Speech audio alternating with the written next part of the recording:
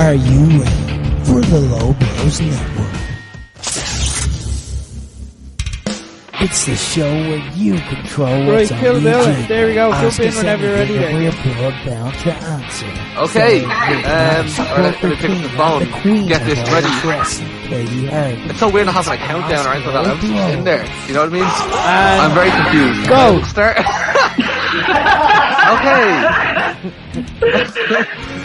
Okay. Right. So, well, all right. Let's do an introduction. That's where we'll start. We'll start a very professional introduction, as always. I am your host, Corporate Sian, as the king has christened me. I am joined, as always, by Mr. Small Package Phil Boyd, former OTT Women's Champion Katie Harvey, because she lost her title back in January, in case you forgot, and the generally managing Rick Nash. But I mean, that invitation to change your nickname is open if you're you know what I mean, if you want. Yeah, no, I'm just saying. No, I mean, like, I'm not saying I'm not a fan. I'm just saying, if you want to change your name, the option is there. Okay, you can take it. Okay, thanks. You come up with a new nickname. It's good to go. I'll Do you have a new nickname? No. Not at all. I barely have that one. I have that one. No one acknowledges that one. It's not a nickname. This is the words I say when prompted. Yeah, nobody calls you the generally managing, and that defeats the purpose of a nickname. But anyway, right, yeah. So, bit of a depressing week, right? Just off the bat, like Howard Finkel, obviously legendary ring announcer, passed away in his late 60s. Anybody have anything they want to say about that? No, just I'm pissed off because like I always had an idea for like Fight Factory just to freak people out, like, because I can do a decent Fink impression. I can. All right, it's not like the other impressions. I can actually do it. We're gonna need to hear a good impression. It's tasteless though when he's just like, ladies and gentlemen, on his way to the ring, it is, who am I introducing? Eric Rowan.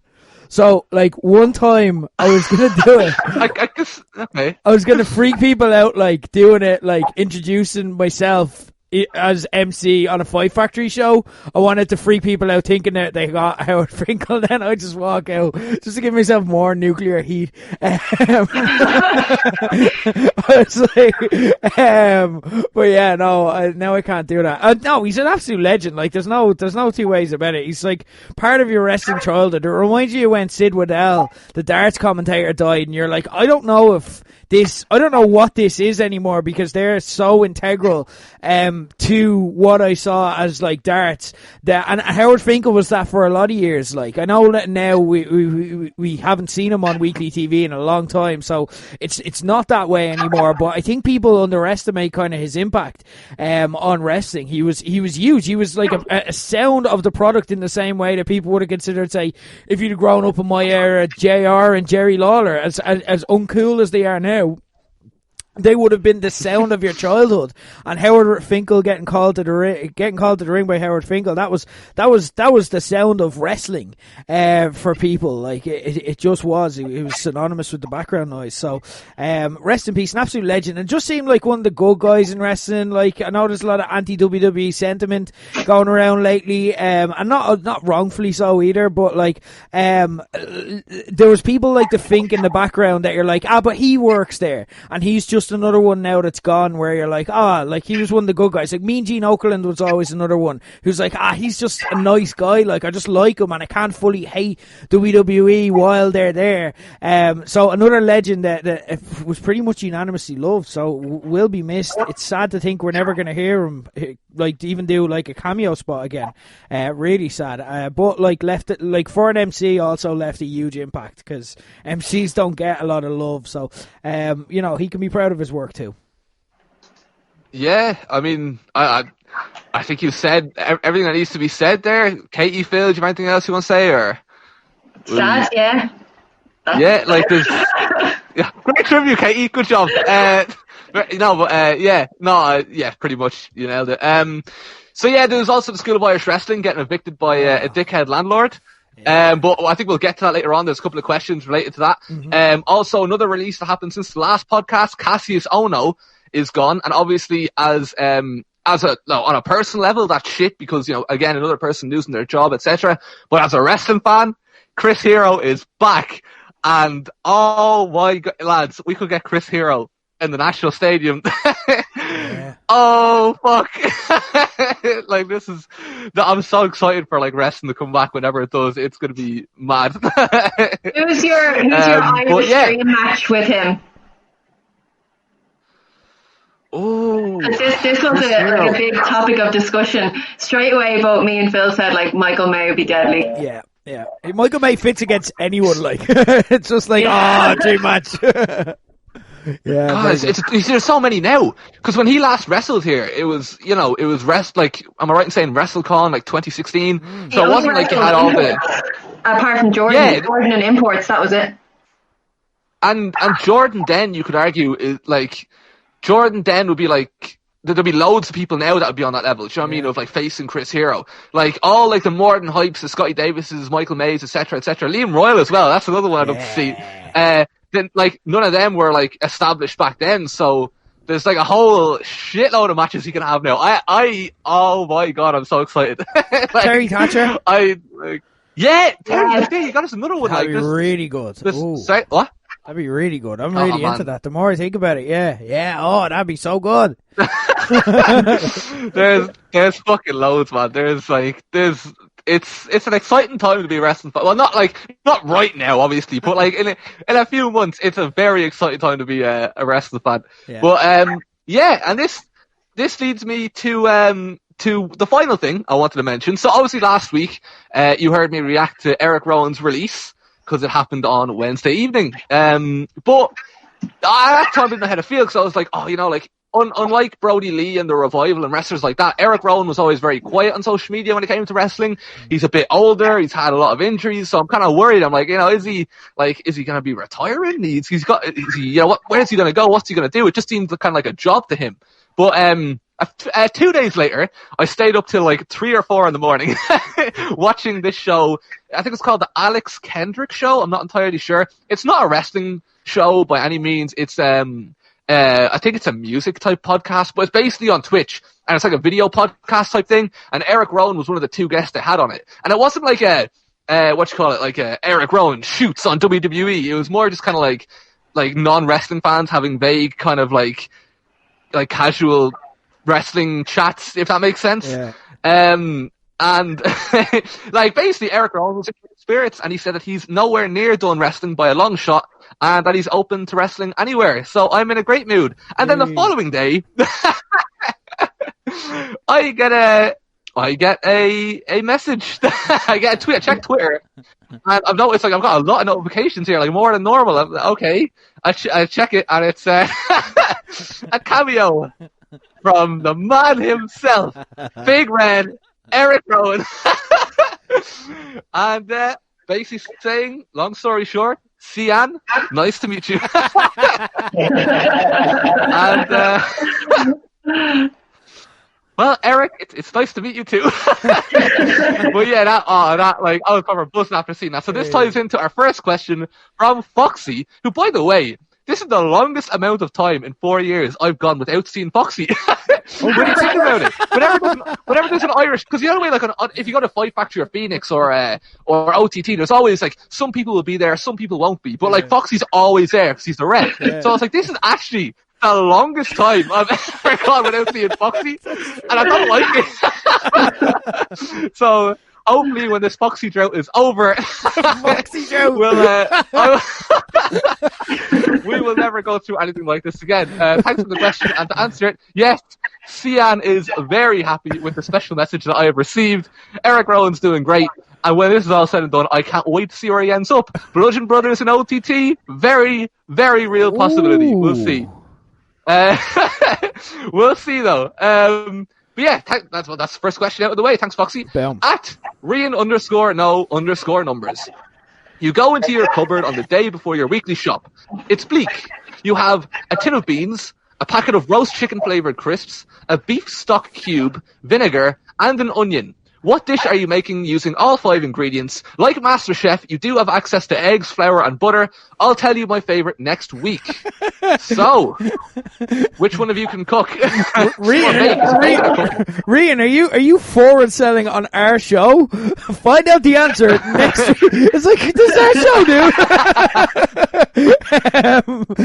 Rian, I've actually thought quite a lot about this. So what I'm going to do, okay, is I'm going to take the tin of beans.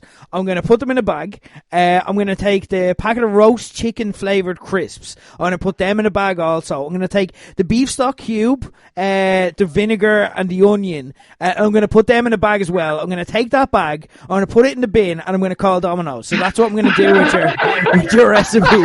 Because that sounds horrible. There's no good answer. And yeah, why would I make anything when I could just call Domino's? So sorry. Rick, that is a very negative attitude to have. Katie, Phil, do you have any better dishes to create from the ingredients you're given here?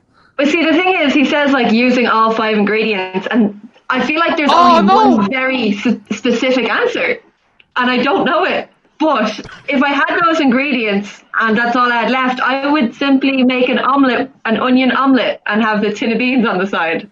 Yeah, I know. I think Rick's answer. That's disgusting. I misread the question. I didn't realize you had to use all 5. I was going to say take the crisps and then like lob some butter in just for a laugh, and then just eat that.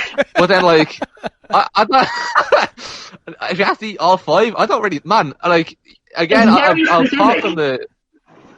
Yeah, I feel like you're looking for an answer, and none of us have it. Yeah. Beans, beef. Vinegar and. Oh no, I was going to say salt and vinegar. There's no salt. It's onion and vinegar. So cheese and onion, salt and vinegar. What about onion and vinegar? You know what I mean? It's like you're changing the game. It feels like a onion story. And vinegar flavored. It feels like a story that you wanted to tell us, Rian. But because the theme of the show is ask us a question, you have to phrase it in the form of a question. But now we don't have the answer to that question because it's actually a specific story. And you've also made us now wait a week for the answer to the question that I didn't like. Again, if you just sent us if you want to send us a story, I don't mind you. just send us a story and say, here lads, I made this one time, and we'd be like, all right, you wouldn't get a great answer for it, but like you'd have told your story. But do you think? Do you think that Rian actually has a really solid answer though? I think he will probably. If I'm looking at those ingredients, I think he has something nailed down, like an absolute like MasterChef masterpiece. You know what I mean? I feel like he's got like the future of food, like ready to go and share with the world, and that's why he's asked us this. So I hope you don't let us down now, Rian. My expectations are really high. Yeah, I think we should keep building this up as high as we can because he's promised us a payoff next week. Like, build this up to the point that no dish can possibly suffice except for this one dish because Rian has made food perfection here out of these things. So, like, Rian, I can't wait for this response. Just tell us. Tell me now. He ends the tweet saying, "I'll tell you my favourite next week." Which obviously means like he's either done it before and it's his go-to dish. I think he probably goes to Tesco and just gets those 5 ingredients, or he's like got multiple dishes and he's just going to let us know his favorite. Like this guy is like, well, you could do all these sorts of things with it, but personally, I prefer to go this way. I like that where like it's just the way his shopping cycle ends where these are always left over at the end of the week, and it's like, Rian, the solution to your problem is don't buy these things. If they're always what's left over, don't buy them because you're not eating them and then you have to make a clusterfuck at the end of the week. I think we've actually given him a better answer than we thought we could have. unless he has 5 presses and like one press is just baked beans, one press is just bottles of vinegar, like one press is just, and it's like buys this shit in bulk and like you only have this. Maybe he always just has that, regardless of where the presses are full or empty. Rian, we demand there's a full inquest to be put in now for next week's answer. Like, what if he accidentally what if he accidentally bought all of these things, like, again, like, as you say, in bulk, and now he's, like, really struggling. He's like, oh, fuck, I need help here. I need to come up with a fucking dish. Like, please, and we're just throwing it back in his face. I don't know. Wait, hold on. If we look at the question again, he's offering to make this. When he says, I'll tell you my favourite next week, he's saying he's going to make these himself. And he's going to eat them. Oh, shit! So this is a real story. Man, this is what he has. Like, I'm with you now, Rian. Sorry, I've totally misunderstood the question. Do any of you have a dish then? Yeah, chicken teriyaki and pepperoni pizza with garlic bread and a can of Coke. Just buy Domino's, man. They're still serving. Take the baked beans. Take the lid off, all right? Empty out half the baked beans, okay? And then you put in the crisps. And then put the rest of the beans in it. You cook the beans in the tin. Right? Using a Bunsen burner or a candle. The vinegar I would mix up with the stock cube to make a nice little paste. And dice a bit of onion into that. And that's what you would marinate over the top of the beans to create a sort of pink. You enjoy that? Tell me how it tastes next week. Why are you marinating beans? Oh, brilliant. Please do. I'll record it as well. And stick it up as you eat that. Please, Rian. We'd appreciate it. Rian, I would check. I would check with health professionals, in advance, just to make sure it's safe to eat this sort of stuff. But obviously, health professionals are busy, so I suppose you're going to have to just judge yourself. I don't really see how I can add on to what's been said, so I'm just going to move on to the next question. Thank you, Rian. I hope you stay safe during your kitchen escapades. After Simpsons WWE, what one thing, when we eventually go back to normality, are you not looking forward to? Mine is traffic on the roads. Mine is just unnecessary handshakes and hugs, and I think we should just not do them when we come back. Just cut them out. Just and don't keep the social distancing in supermarkets and stuff. I'm enjoying people not being around me all the time. Yeah. Let's just keep that up. Jesus. What? I realise I really like isolation. Might you just tell everyone listening that you hate them? No, I don't hate them. It's just, it's overwhelming sometimes. Unnecessary hugs. I've never given an unnecessary hug. Every hug is necessary. I don't know, but when you go to a wrestling show and you have to shake 7 million hands on the way in. Shaking hands at a wrestling show. It's the only reason I wrestle. I don't want to get into my tights and spend 10 minutes getting all beating around and sweaty. I just go there for the handshakes. No, I'm worried. There's the added anxiety, right? Because when you're going in, you're doing your round of handshakes, and then someone looks really busy, so you don't shake their hand, and then you spend 10 minutes wondering if you're a dickhead or if anyone else thinks you're a dickhead. But then, you also might interrupt, and then they get really annoyed and think you're a dickhead. There's a lot of sort of I know what you're talking about, but if you ever feel that way, it's probably because that person is a dickhead. I'm I don't know, probably interrupting Justy, who's busy, fixing the turnbuckle and going over and shaking his hand, giving him a hug. But if I saw some arsehole over there that I thought, I just don't like him, I just wouldn't make the effort. I sometimes, a goodbye and a wave can suffice, you know what I mean? Oh, I do sound like a dickhead, I'm sorry. I don't hate people. I'm just enjoying the space. No, You're just going through an emo phase. I'm the exact same. I totally side off on everything you've just said there. For me, it's commutes. Commutes to work. Now that I'm working from home, I'm realizing how much dead time I waste in my life commuting on the bus. Because I finish work and I go straight for a run, and then I'm doing stuff and getting ready and stuff like that, and then I make my dinner, and I have all that done by 7:30 at night, and then I've eaten my dinner, and then I can just watch TV or play games or chat to mates or tape the podcast or whatever. And generally I'd just be getting home and starting all of that around 7:30, and then I wouldn't actually get to sit down and like fucking just chill until like 9 o'clock. So yeah, like commutes are something that I am not looking forward to when we get back to it, because now I wasn't aware, because I've always done commutes, so now I'm aware of the dead time that it's costing me in my life. So yeah, no, that's it for me. Yeah, my answer is the exact same. Like I miss college because I miss all like the people in it and stuff like that. But the commute isn't something I've missed at all. I don't think I'm going to miss the 75, an hour and a half, up and back. Nah, not great. Especially if it's early or even if it's like rush hour on the way back as well. Like nah, I'm happy to not do commutes or getting up early as well is another one. I know people are like struggling with their sleeping schedules and stuff, but I feel like if you can be responsible with it, do you know what I mean? Like I've been setting alarms for myself, and okay, I haven't been that great at getting up early, but like I'll be up like in AM just about, which like is better than having to get up at like 5:30 or something. You know what I mean? I personally, that's something I'm not gonna miss. I'm gonna miss. I forget. Yeah. Anyway, thanks for the question though. At Gavin Donnelly 01. Wow, I'm very passionate about this, lads. I don't know if you've heard about this, right? No, go. What do you think of the Tony Khan, Yannick Ngakoue, yeah, fight on Twitter, and who do you 4 quarterbacks go in the first round draft? Really a Rick question. Gavin, that is not a Rick question, that's a Keane question. My answer is, I think it's disgraceful that they be scrapping on Twitter like that over something like that as well. You know what I mean? I can't side with them on it. You know what I mean? I'm really split down the middle. As far as the 4 quarterbacks, can you give a dumbed down version to me what you're talking about? No. In terms of quarterbacks, I would say Gronk. Gronk is clearly a quarterback and one that I would absolutely.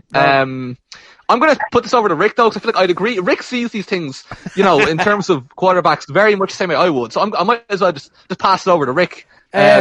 Please help. I don't know. I don't follow college football because I obsess about the NFL when it's on. So like I wouldn't have the time in my life to follow college football. So I become aware of them as they get drafted. So I don't know. So for your answer, I'm going to go with Johnny quarterback. I'm going to go with Steve Safety number 2. I'm going to go with Liam linebacker number 3, and I'm going to go with Jimmy tight end at number 4. And they're those are my favourite. Yeah, they are. They're the best. Those are my absolute favourite. Here, Katie, you're obviously the NFL No, wait, it's not NFL, is it? College football, did you say? Yeah, but they're getting drafted into the NFL. I'll explain the Yannick Ngakoue stuff afterwards. I do understand how this happens. I understand the draft. I understand what all that's about. Eventually. You didn't understand it when you had to do one. No, but I understand, like, they pick their favourites from the college team and they draft them in, yeah? Yeah, exactly. Yeah. Does IADT have a team? I'm gonna sign up for that. You probably do, yeah. It'd be interesting. Where would you play? You'd have to play kicker. You get ossified in any other position, like kicker. That's obviously when I kick it, so I'm gonna cool. Have you seen the Tony Khan Yannick Ngakoue fight? Have you seen anything about that? No, who is Yannick? So it's interesting because we're getting to see Tony Khan and what he's like with his other teams. And here's the thing: like, if you're familiar with football or NFL, you know that like the two teams that the Khans run are not well run teams. They've run both Jacksonville Jaguars and Fulham into the ground, which is why like. Sports fans found it strange when people were like, the Khans are coming, they're going to take Vince McMahon out of business, and it was like, the Khans are not good owners, they are awful, they throw money at a problem, they're really disloyal to people that work for them, and especially with management, which makes it interesting with Cody and all of that, they'll just get rid of managers like without thinking about it and bring someone else in. Like they had like 4 different managers at Fulham in one season when they're in the Premier League, I think it was. Here's what's happening in the NFL with the Jags. Yannick Ngakoue plays. He's on the defense of the Jacksonville Jaguars. He's been pushing for a trade for months, and Tony Khan has apparently promised them. Now Tony Khan has used the coronavirus situation to kind of just avoid him, and then like Yannick Ngakoue has gone to the point of now tweeting him on Twitter saying, answer your phone, answer your phone, answer your phone, and then like he's just calling him out in public saying, why are you avoiding me? And Tony Khan is just going, going, I'm not actually avoiding you, I'm social distancing, actually. And it's like, no, you can pick up your phone, you fucking idiot. The draft and everything in the NFL is still happening. And like, here's the thing, like, the cans are looking like fucking idiots to the NFL. Like, that's what they are. The Jacksonville Jaguars are a laughing stock. But because we don't see that in wrestling, because there's not a lot of crossover, we don't even know that's happening. And then he comes back into wrestling and it's like, Tony Khan, the savior, the man who's going to put Vince McMahon out of business. So you can see why he kind of likes the old wrestling all the same. Yeah, but that's going on. It's ridiculous. And again, it's just a case of, I was chatting actually to Jimmy Malloy about this during the week, and he made a very good point where he's like, people are who they are, and whether it's wrestling or football, that's who the Khans are. So it's very interesting to watch, because I'm watching all this with a view that they run AEW as well, and that we could see all of this kind of stuff happen in the future. So yeah, it's interesting. That's what's going on there. Who would you say is the wrestler that's going to be like, pick up the phone, pick up the phone, pick up the phone? MJF all day. Of course, it's going to be MJF. I don't know. Who would you say? Who'd you like to see beef with Tony Khan, Katie or Phil, from AEW? Beef with Tony Khan? Yeah, like who would you beef with? Who would you like to see him beef with on Twitter? In this kind of way. I suppose MJF. I know, I do find like beefing on Twitter very cringy for wrestling. Yeah. I think MJF's the only one who could kind of pull it off coolly. Or Excalibur, because he seems like he just is good at getting the upper hand on people. Yeah. He just make a well thought out point. He Katie Harvey him. He's dearest Anthony. he give him a Katie Harvey like kind of lecture. It'd be quite entertaining. Yeah. So that's what's going on there for anyone who's missed it. Well, I would have gone with Sean Spears, but thank you for the question, Gavin. If anybody has any more American sport questions, feel free to send them in. Obviously, I'm the NFL expert of the three. Is that fair to say? No, it's fair to NBA, say. NHL, what's the other one? MLB, NASCAR. I'm big into all that stuff. So send us in. This is an interesting one. This is a very interesting one. All right. At Kento CCFC, off the back of the county question last week, you have to fire one town in Dublin into the Mid-Atlantic. Which one and why? Katie, as the call sheet of the three, I'm going to ask you nicely to not to say all of Dublin, and please pick one town. But who do you pick? I'm picking a Wicklow town, and if I could, I would take a big knife and I would cut greystones off, and I would just push it out to sea. Oh yeah. Why? Because I am like from Kilmac, which is very close to Bray, and like greystones people look down on us. They think we're poor and dirty and smelly, and we're not. And greystones are just very pretentious, and greystones can get in the sea. I like greystones, but it's very Protestant. Is that what you're saying, Katie? You hate the Protestants? No, it's not what I'm saying. I'm just saying. Like, actually, wait, hang on a minute. Wait, Katie, that doesn't answer the question. It has to be a Dublin town. Oh, does it? Yeah. Yeah. So I mean, you just outed greystones for no reason. Yeah. I would just push greystones to Dublin and then let it go. I don't know. Maybe Tala. Tala, Gonzo. Yeah. See, don't you fucking go there. Drop it out the sea. Yeah, maybe Tala. Yeah. No, Sean said Tala as well. I just want to point out, all of you who said Tala are dead wrong. Tala's the best part of Dublin, the objectively best part of Dublin. Has a fucking stadium, has a deadly shopping centre, has the scenic views and stuff. So it's much better than any other part of Dublin. So not Tala. What is that your answer? Is that your final answer? You're going to lock in Tala? I'm going to lock in Tala. Seconded. It's actually nothing really against Tala. It's just I know it upsets you, so.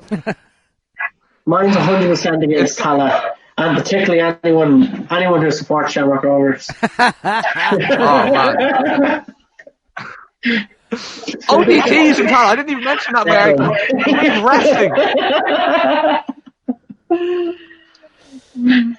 Rick, don't say Tala. Come on. You're better than this. Okay, so I put a lot of thought into this. The answer is objectively Tala, and here's why. So, first off...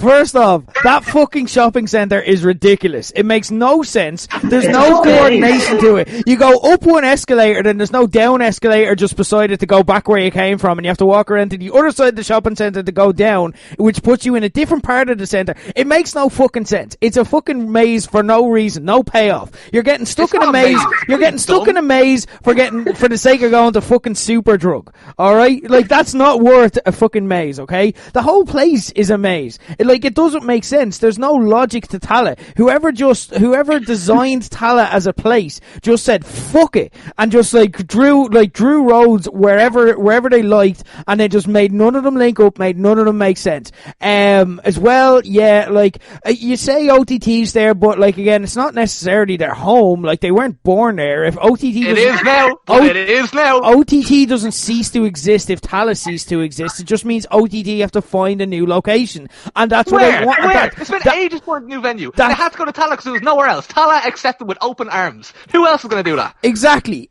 And that is the final point of why Tallaght is the correct answer. Because why do you go to Tallaght? Because there's nowhere else. That's why you gotta go for Tallaght. Alright, sorry. Keen, I like you, so I do it when we're taping Low Blows when things are back to normal. I'd maybe let you call your family and tell them you've 30 minutes to vacate Tallaght. Do you know what I mean? It's nothing personal against you. I'd be happy for you to survive. You could sleep on my couch for a few weeks while you're getting yourself set back up. But no, it's just the way it's got to go. It has to. I feel passionate about this. Right. Well, okay. Everyone's wrong for a start, right? But no, here's my answer, right? And I've got a fucking solid answer, right? And I guarantee, fuck yous, right? Okay, right. Here's my point. Saggart. My answer is Saggart. Okay. Right? My reason behind it is, what the fuck are you looking at? What are you looking at? What are you doing there? You know what I mean? When you think of Dublin, did you put much thought into this question? Because I did. And I went looking at every single part of Dublin. I'm like, Saggart, where even are you? What is your postcode? You don't even have a postcode. You know what I mean? Dublin 24, that's Tallaght. You know what I mean? What's Blanche? Dublin 15.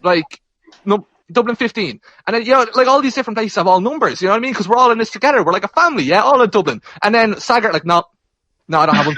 What do you mean you don't have one? You know what I mean? You get the number 69 bus, which is the funniest bus ever, and it goes out to fucking Saggart. Saggart! What a fucking waste, man. What's even, why can't the 69 bus come to Tallaght? That'd be gas. No, it has to go to Saggart.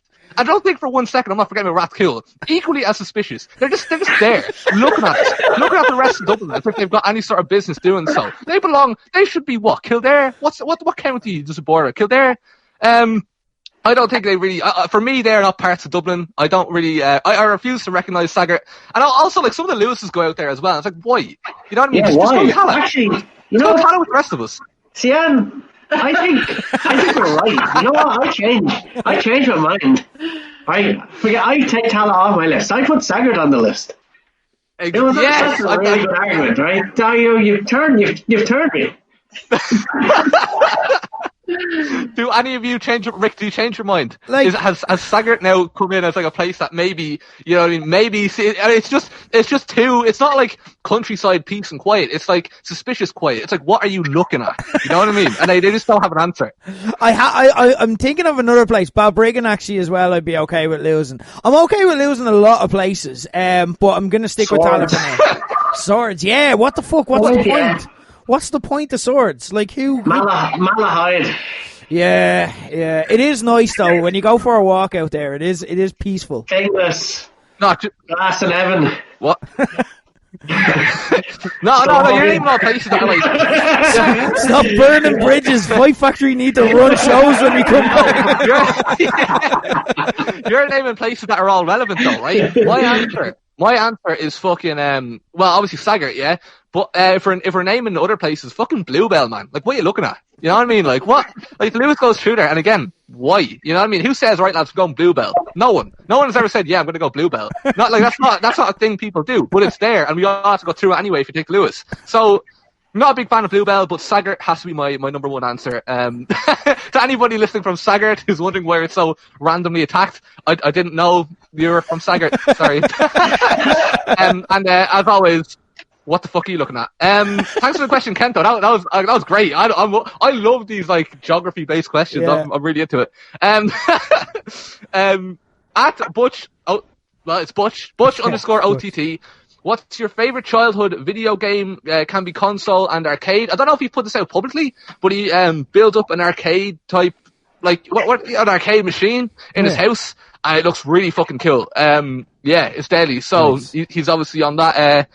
That's what he's up to. And what's favorite game? Like, I mean, well, Rick, what console was your fucking Favorite console era? game? When I think back, it's got to be Resident Evil 2 because you had the B game in there as well. It's the best Resident Evil, and that was my jam. I'm going to start playing Resident Evil 3 now shortly, probably tonight actually. For arcade game, you're looking at Tekken. For me, Tekken all over was absolute class. Playing as Ken as well. That's the Tiger, isn't it? Yeah, the Ken the Tiger was absolutely class. He was boss. Or Eddie as well. He was deadly. So I love playing as him. So yeah, they'd be my two. My console game is Toe Jam and Earl for the Sega Mega Drive. I'm not a big gamer, but Bill did get me this game for lockdown, and I've been playing it again, and it's deadly. Nice. Just walk around eating all day. For the console, Time Crisis, loved it. Ooh.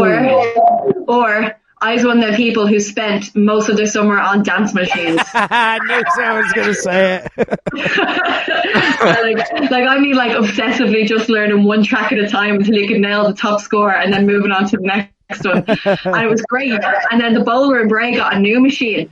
And it wasn't just your feet, it was your hands as well. And that's really when it all started to go downhill for me, because I couldn't coordinate my hands and my feet at the same time. So I'm going to say old school dance machine where you just used your feet. I'd say arcades. With arcades, my favourite was Point Blank. Oh, yeah. That's the shooting game, yeah. They had like the 16 challenges or whatever to get that was quality. Another really good arcade one that I always lost so many 20p's in was Metal Slug. I know you can get it for the thing, but playing the arcade Metal Slug was brilliant. Like, love Metal Slug 1. There are some games you have to play in the arcade, and those games there are specifically, you have to be in an arcade. It's not the same playing by yourself.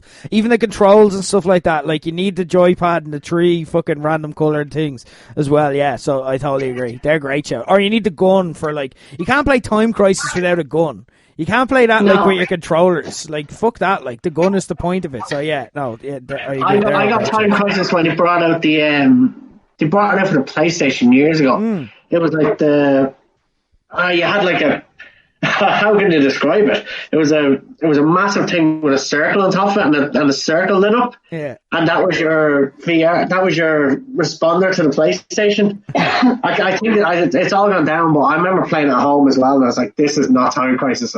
Nice. Yeah, I agree.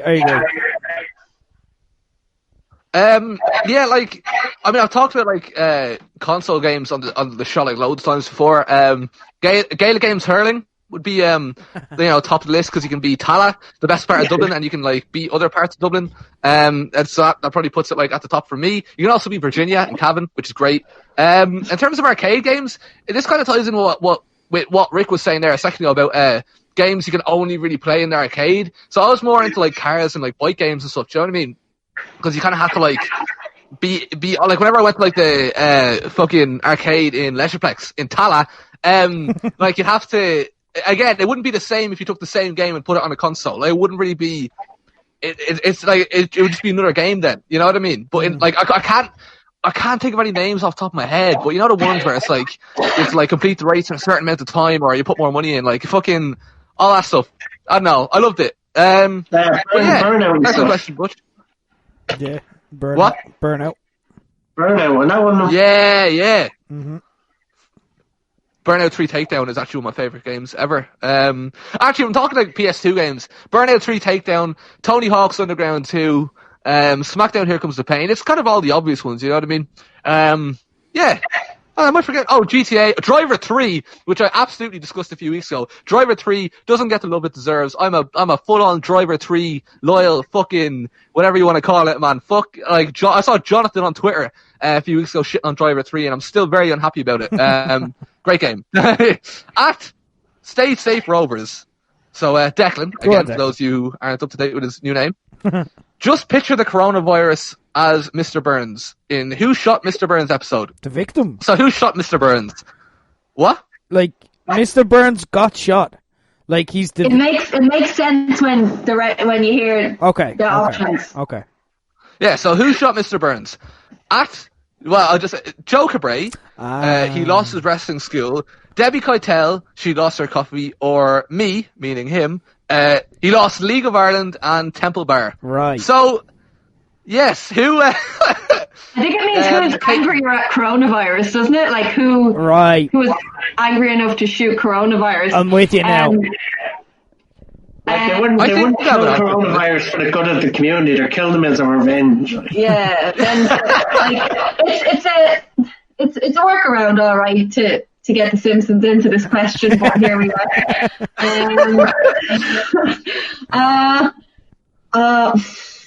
I want to say Declan, maybe. I don't know. The fact that he created this question obviously shows how angry he is at coronavirus. He's very sad about losing the League of Ireland. Temple Bar is still there, Declan. I seen it the other day. It's just... I'm going to say Declan is my answer. Yeah, I think Declan sounds like he wants to shoot someone. He just wants it to be a mystery. It sounds like he's ready to go. Like, Joe's not putting on Twitter, like, Joe's not putting up stuff saying, like, anyone up for a bit of, imagine someone got murdered, okay? Just throwing it out there. Debbie not a bad shout. Debbie not a bad shout. She seems like she's on the way there. So, like, she would be a suspect, but Declan, no. But again, yeah, Katie logic, by virtue of you asking the question, it implies guilt. Do you know what I mean? It's like asking, it's like someone coming up with a murder plot and then trying to blame it on someone else. Do you know what I mean? It's like, let's murder someone, and then it's like... Hypothetically, who would you think would be most suspicious in this if this was to happen? My answer is actually Debbie. Because, like, when I look at this, right, first example, right, Joe Cabray lost his wrestling school, but, hopefully, like, eventually you'd imagine, like, they'll secure a different premises, over time, whatever. With Declan, you look at League of Ireland, okay, there's no League of Ireland for a bit, but again, it'll come back, and, and when it comes back, Rovers win the league. Time that's not around. You don't have to see Bows play. So, like, there's positives to take from it, you know what I mean? Temple Bar, again, as Katie has just confirmed, it is still there. So, again, when everything's back and running, you can go there and it'll be great. But when Debbie loses, like, when you lose your coffee, I'd imagine it's kind of like, yeah, you can have another coffee later, but it's not the same, you know what I mean? Like, you've lost it. You know what I mean? The moment's gone. Yeah. And you see how much she is into coffee, from the videos and stuff. I feel, I don't know. I would probably go with Debbie, but I mean, you do give a solid argument as to why it could be Declan. Look, it's the question we're all asking. I don't know. Like, everyone on Twitter this week, and I'm glad that Declan acknowledged it, because everyone on Twitter this week was saying who's the most angry between Joe, Debbie, and Declan. So, like, fair play to you for like putting it out there, because we were all thinking of Declan. At least you had the courtesy to bring it up. Yeah, exactly. Fair play. But thanks for the question, Declan. Please don't shoot anybody. Declan, Joe can I just add in something, guys? Declan, I just want you to know that I was only messing about Rovers, and I just love all League of Ireland clubs, and I just want you to know I'm cool. Like, I'm a nice guy. Like, don't kill me. He changed his county. He changed his town to Saggart. He hates Saggart now, not Tallaght. So exactly. Worth noting that Rick and Katie did not change Tallaght. But yeah, fuck it. Where am I now? I got lost. Joe. At Joe Stodge. What would you consider to be your magnum opus in life to be so far? Here's mine from the water protest a few years back, and the picture is of him dressed in a banana suit. I'm going to call it a suit. It makes it sound nice and formal. It is a banana. With a sign that says, "Where do you expect us to shit?" Which is fantastic. I really like it. For those of you that don't know what a magnum opus is, I had to Google it. Apparently, it's like an artist's finest work. So I don't know. For you, it could be a match, could be a podcast. I'm just showing Phil. Your life's proudest work.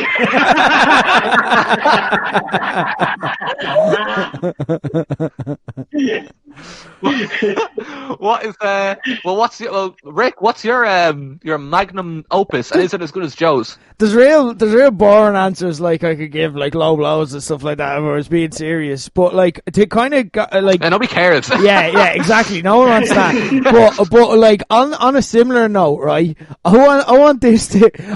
This is something I'm weirdly proud of in the same way as Joe here, where it's like we wrote on like a couple days' notice an entire wrestling mass with responses. We rewrote prayers. Justy wrote the Apostles' Creed, like out with wrestling references, like with like literally like we did this in it. We like the Low Blows team banged this out in a couple of hours. We wrote hymns. We had communion, which was skips, and then we did it at a party, and people responded like perfectly. People stood when we asked them to stood. They sat down when we asked them to sit down. They came up and ate communion, and we said the body of Chris Benoit to them, and they said amen. And like, so in terms of like weird achievements, that's something that I'm oddly proud of. Like if we're talking memes like this, but yeah, that'd be mine. If I had to think a bit longer, I'm sure I could think of random stories, but I forgot. So yeah, that'd be the one I come up with on the spot. Anything as cool as that? I don't know if it's as cool, but probably, like the best masterpiece I've ever been involved in was the 2018 PWU New Year's Eve Rumble. If you haven't seen it, go seek it out. I'm not sure any Rumble could live up to it. Yeah, I think that's you can't really describe it. A lot happened. It was my most unprofessional piece of work ever. Let's just say the promoter said something that really annoyed me backstage. I was like, well, fuck you. Is that the one with the rugby ball? Yeah. I just said I'm going out here and having them as much fun as possible. It was the kind of match where I tried to enter seriously, and I walked out and I seen a rugby ball and I seen various other shenanigans, and I just decided, okay, this is what's happening, and just went with it. That's amazing. You've actually reminded me of a couple of wrestling Rumble related ones. Always the Rumble is where people act the bollocks. I'd won Rumble. I think this was in Tala of all places, actually. So maybe I will change my answer. But like, what was it? There's one Rumble where it was Bam Katraz. I gave him, we kept score 19 low blows in a row. Really earned the name of this show. Like 90, literally every time he gave one, and he sold it bigger every time, and then it was like feed up for a low blow, and then we came up with creative different ways, and it was just a thing that we were doing as a mess by ourselves in the corner because the ring was full. But then like so many people started to notice what we were doing that like eventually the ring cleared, and it ended up just being us two doing it, and then everyone else in the corner in the middle. And then I think I gave him just a super low blow, and that ended up eliminating him. Or another one where we did one in the back arse of nowhere, I can't remember where it was. But we, like, I entered the Rumble, like, I did a Mick Foley job on it, and I entered, like, 5 different times as different characters. And just by robbing their gear in the back. So, like, I robbed Madman Manson straitjacket as one. I robbed Vic Viper. I think he had the Irish Whip belt at one time. And I robbed his belt and came out as him. And I entered loads of different times. And literally it was just, I get eliminated, and then I come to the back, rob someone else's gear, and then push them out of the way. I'm like, I'm going out next as you. So, yeah. Wrestling's actually great for this. I love these stories. Phil, have you got would the PW Rumble be yours too, or have you got another magnum opus? Well, on the Rumble thing, I suppose, like one of my things, we're talking about like your proudest moments, your careers and stuff like that, things that you want people to remember about you. like when I do rumbles, and when we used to do rumbles, like almost every show, I used to tell multiple people they were winning. So now let it play out in your heads there, right? So what you have there now is you have about 4 or 5 people who all think they're winning, who all know they are. The only thing you have to do is not go over the top rope. Well, you got me and you there, and I've been told I'm winning. You've been told you're winning, and I go, okay, I'm going to throw you out, and you're like, no. I'm not getting thrown out. And then you just have a load of people just trying not to, and it turns into a legitimate rumble. I love that. But they were some of my happier times. Like telling multiple people they're winning rumbles. Making a legitimate rumble. When Connor I Day fucking wins, love it. when Connor Day wins like a battle royal, that's like a legit. Like he earned that. Like he legit won that. Like he legitimately cost everything. He threw Liam Royal over by force. He shot on him. Amazing. Do you think I would realistically book Connor Day to win a Royal Rumble? Like a Rumble match. Come on, he took it in his own hands. Amazing. Just creating battle royale situations just for your own amusement. I love it. The show would have been good. Like, the whole show would have been good. Like you would have had like 6, maybe even 7 matches on it, and it would have been solid bell to bells. And you're saying with the Rumble, you know what I mean? So that's where everyone gets out a bit of fun. That's for you. You're like, I don't care about these 5-star classics. I want this. This is my match. Love it.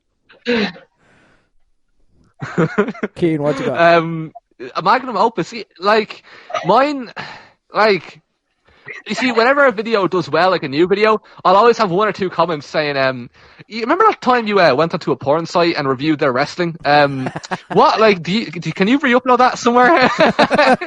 So, like, I think that would probably be my magnum opus if I was to have one. That was amazing. Quite a weird one to have.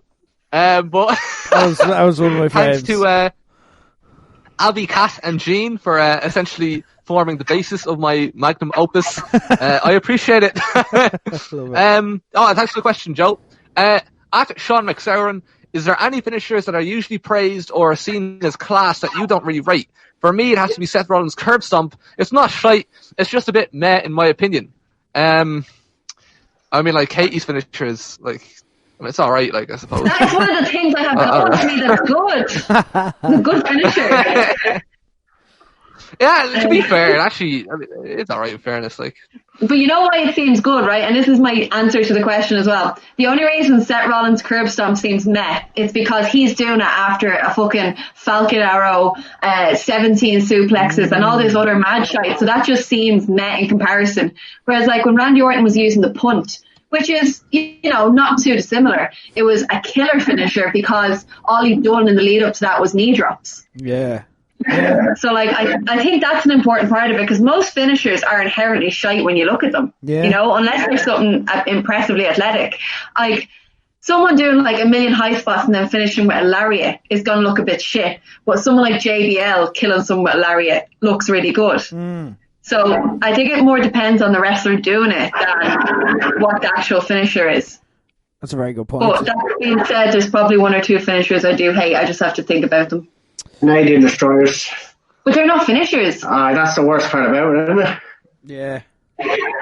Hate them. Hate the move. Hate when anyone ever does them. Don't be like that. No, I tell you, like, when I see somebody do that, when I see somebody do that, my, like, I lose value of them. Like, their estimation goes down. Like, it's what we call a fill trigger. Like, I just hate it. I just hate it. At every occasion, like other moves include DDTs to someone's leg.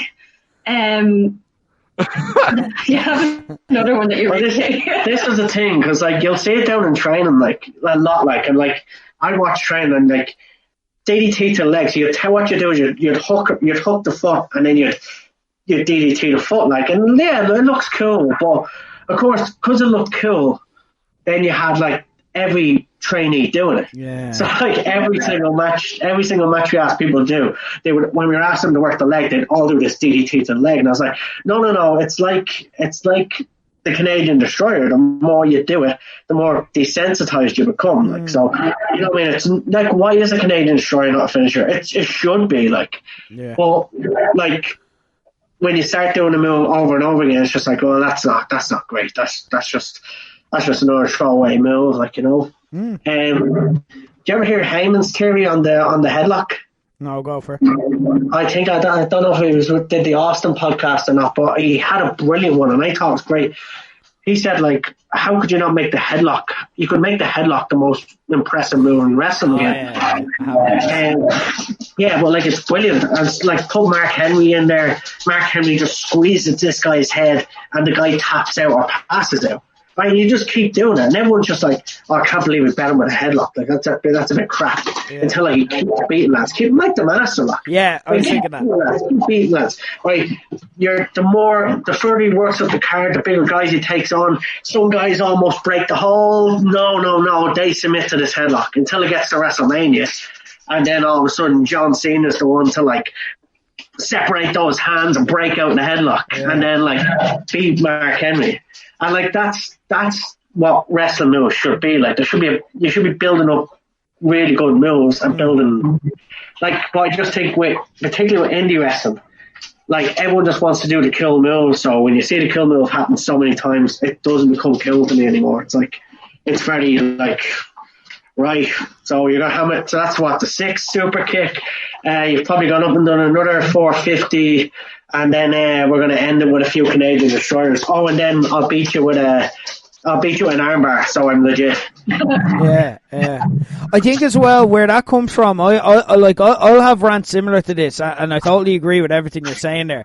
I always say that it's like people learning the wrong lessons from matches. So like Austin and Rock, for example, you look at their matches where they kicked out of finishers, and what did wrestling learn from it? Indie wrestling in particular learned the wrong lesson. The kicking out of finishers gets a pop.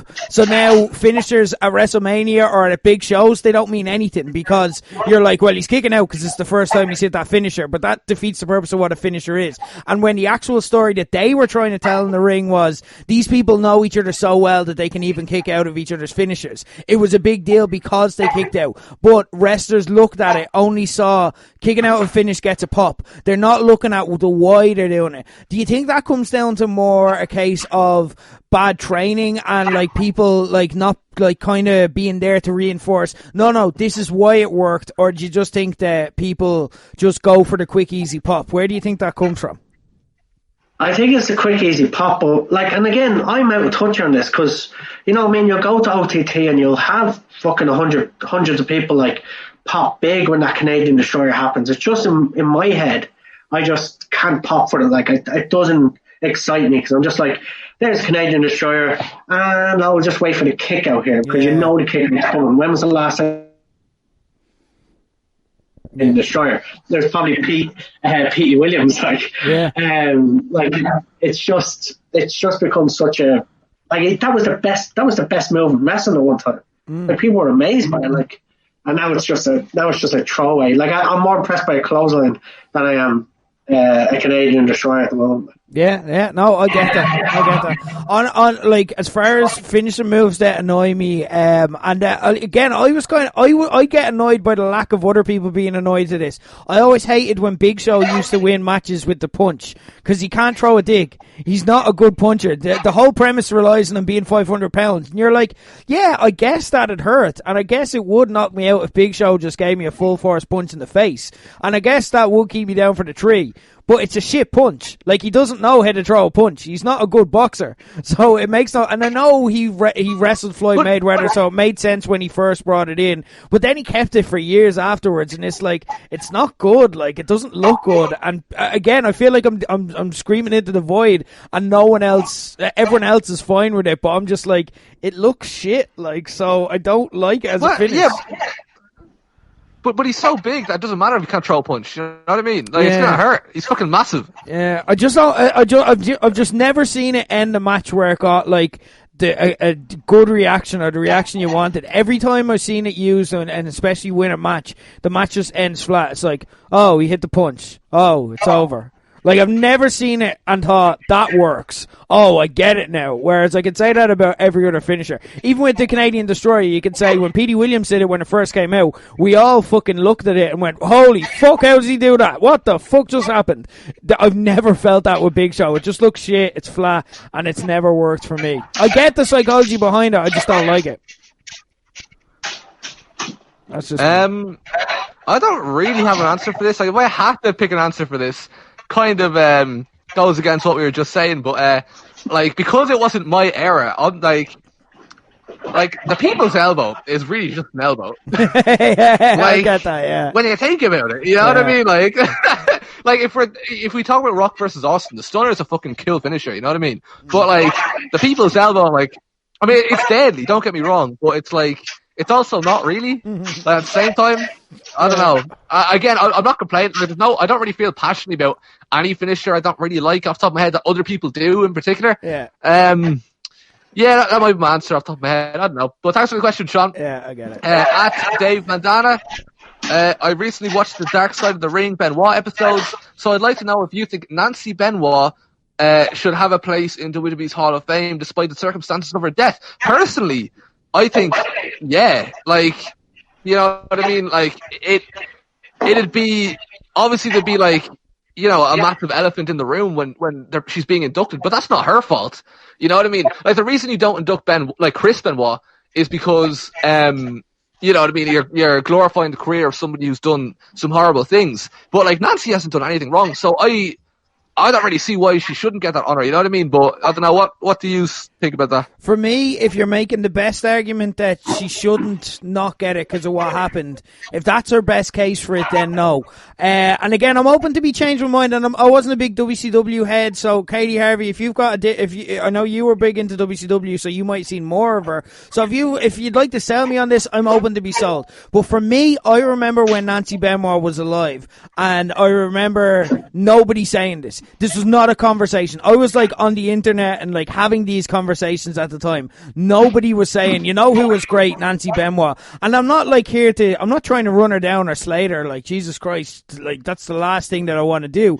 But like, it's not, it'd be, the only reason you do it is to overcompensate for what happened there in the end. And I don't think that's like a fair reason. I think it's a bad idea because then it brings up all that history that doesn't necessarily need to get brought up. If she had this amazing career, like if she was like a Sable or a China or something like that who'd like trailblazed on behalf of women, I'm just not aware of like what she did that was particularly good. You know, she's not a Velvet McIntyre. She's not a kind of, you know, one of the Alundra Blaze, the early kind of trailblazers. Like, Nancy Benoit was not spoken about in these terms until, and like, who's bringing this up? Where's this coming from? It's coming from ultimately like her family.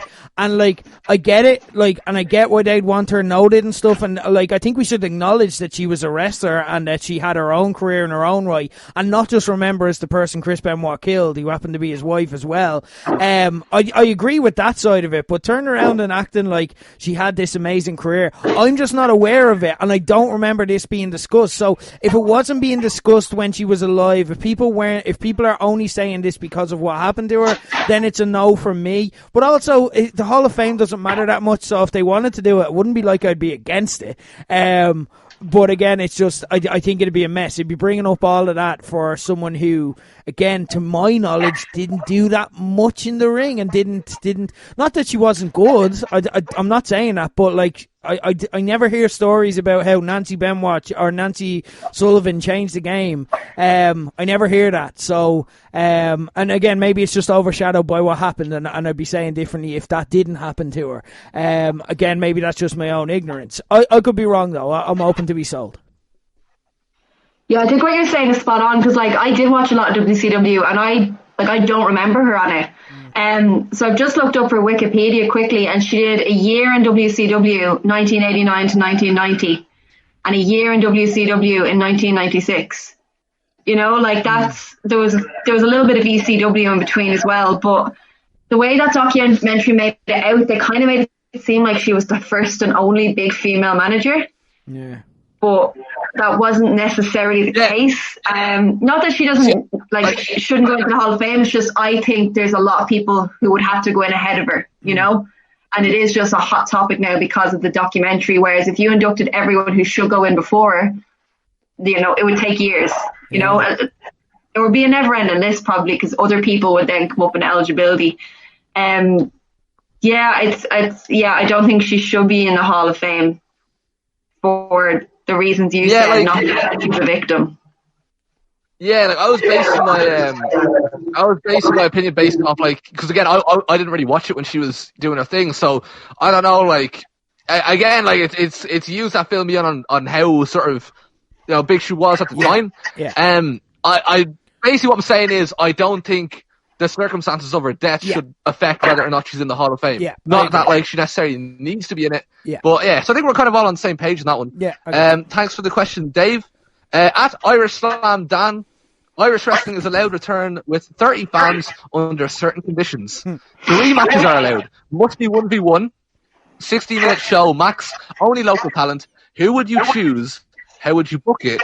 These would be the first matches allowed in front of a crowd, so choose wisely. Oh, I love this question. I love it. Is this not just a Fight Factory pre-show? The first person you see is unknown.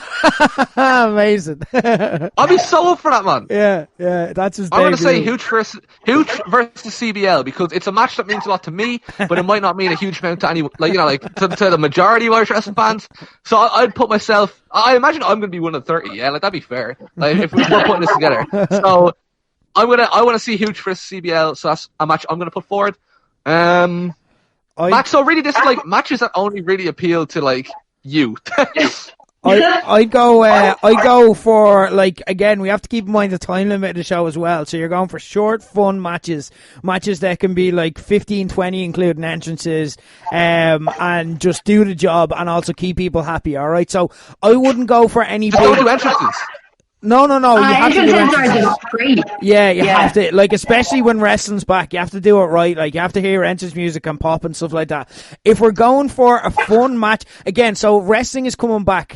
So I wouldn't do a David Starr type, big storyline type match, because you just want people to be happy that wrestling in general is back. And if we're going for sheer fun and enjoyment, I'm going to pick a 6-man tag team match. I'm going to have it be the 1v1.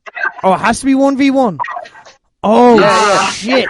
I was going to pick the Midgar. Definitely opened with More Than Hype. I was going to pick the Midgar Mafia against More Than Hype. Just sheer unadulterated fun. If it's 1v1, then I'm going to have the lads. He didn't say anything about. He's allowed to have cornermen, so I'm going to go Conor Day against LJ Cleary with the 2 stables in the corners as well. I know we've seen that match before, but I absolutely loved it, and I'd be well up for seeing it again. And in terms of the first match back, pure unadulterated fun, give it that. That's what I'm booking. And you also get the 2 entrances with the teams, and everyone. I think at the end of that would just be wrestling's back. All right, I'm back in. Yeah, great. So that's it for me. For me, I definitely want a Be Cool match in there. Nice. Again, because it would be fun, and that's a good middle match as well. Because you can have it'd be different. It'll definitely be different to the other 2. Well, who would I put them against? Who's a good foil for Be Cool? Joe. Totally get back on that storyline. Pick that back up. What? Wait, no, you wouldn't do that in front of 30 fans. No, yeah, that's true. Oh.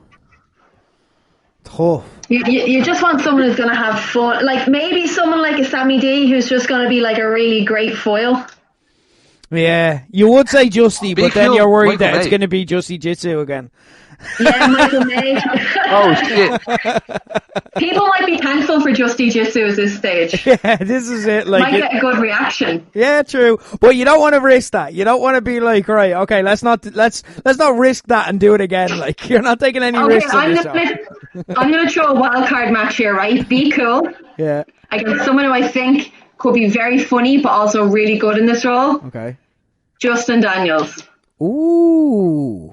Interesting. Cheeky little puck against Be Cool. I think that would be good. And we've never seen it before. Okay, yeah, I'm game. I'm in. Phil, what would your match be? So, as someone who will probably have a say in a conversation like this, what would your match be? No, look, I think it's listed off a lot. I think you want to have. I was thinking about the main, and you want to have something that, Liam Royal I'd have in the main. Nice. I'm just trying to think of like a really good solid face. Like there's a few of them, but like Fabio would be quite good. Who would be able to like bounce off him. And you'd have people in OTT as well, like Terry Thatcher as well. So yeah.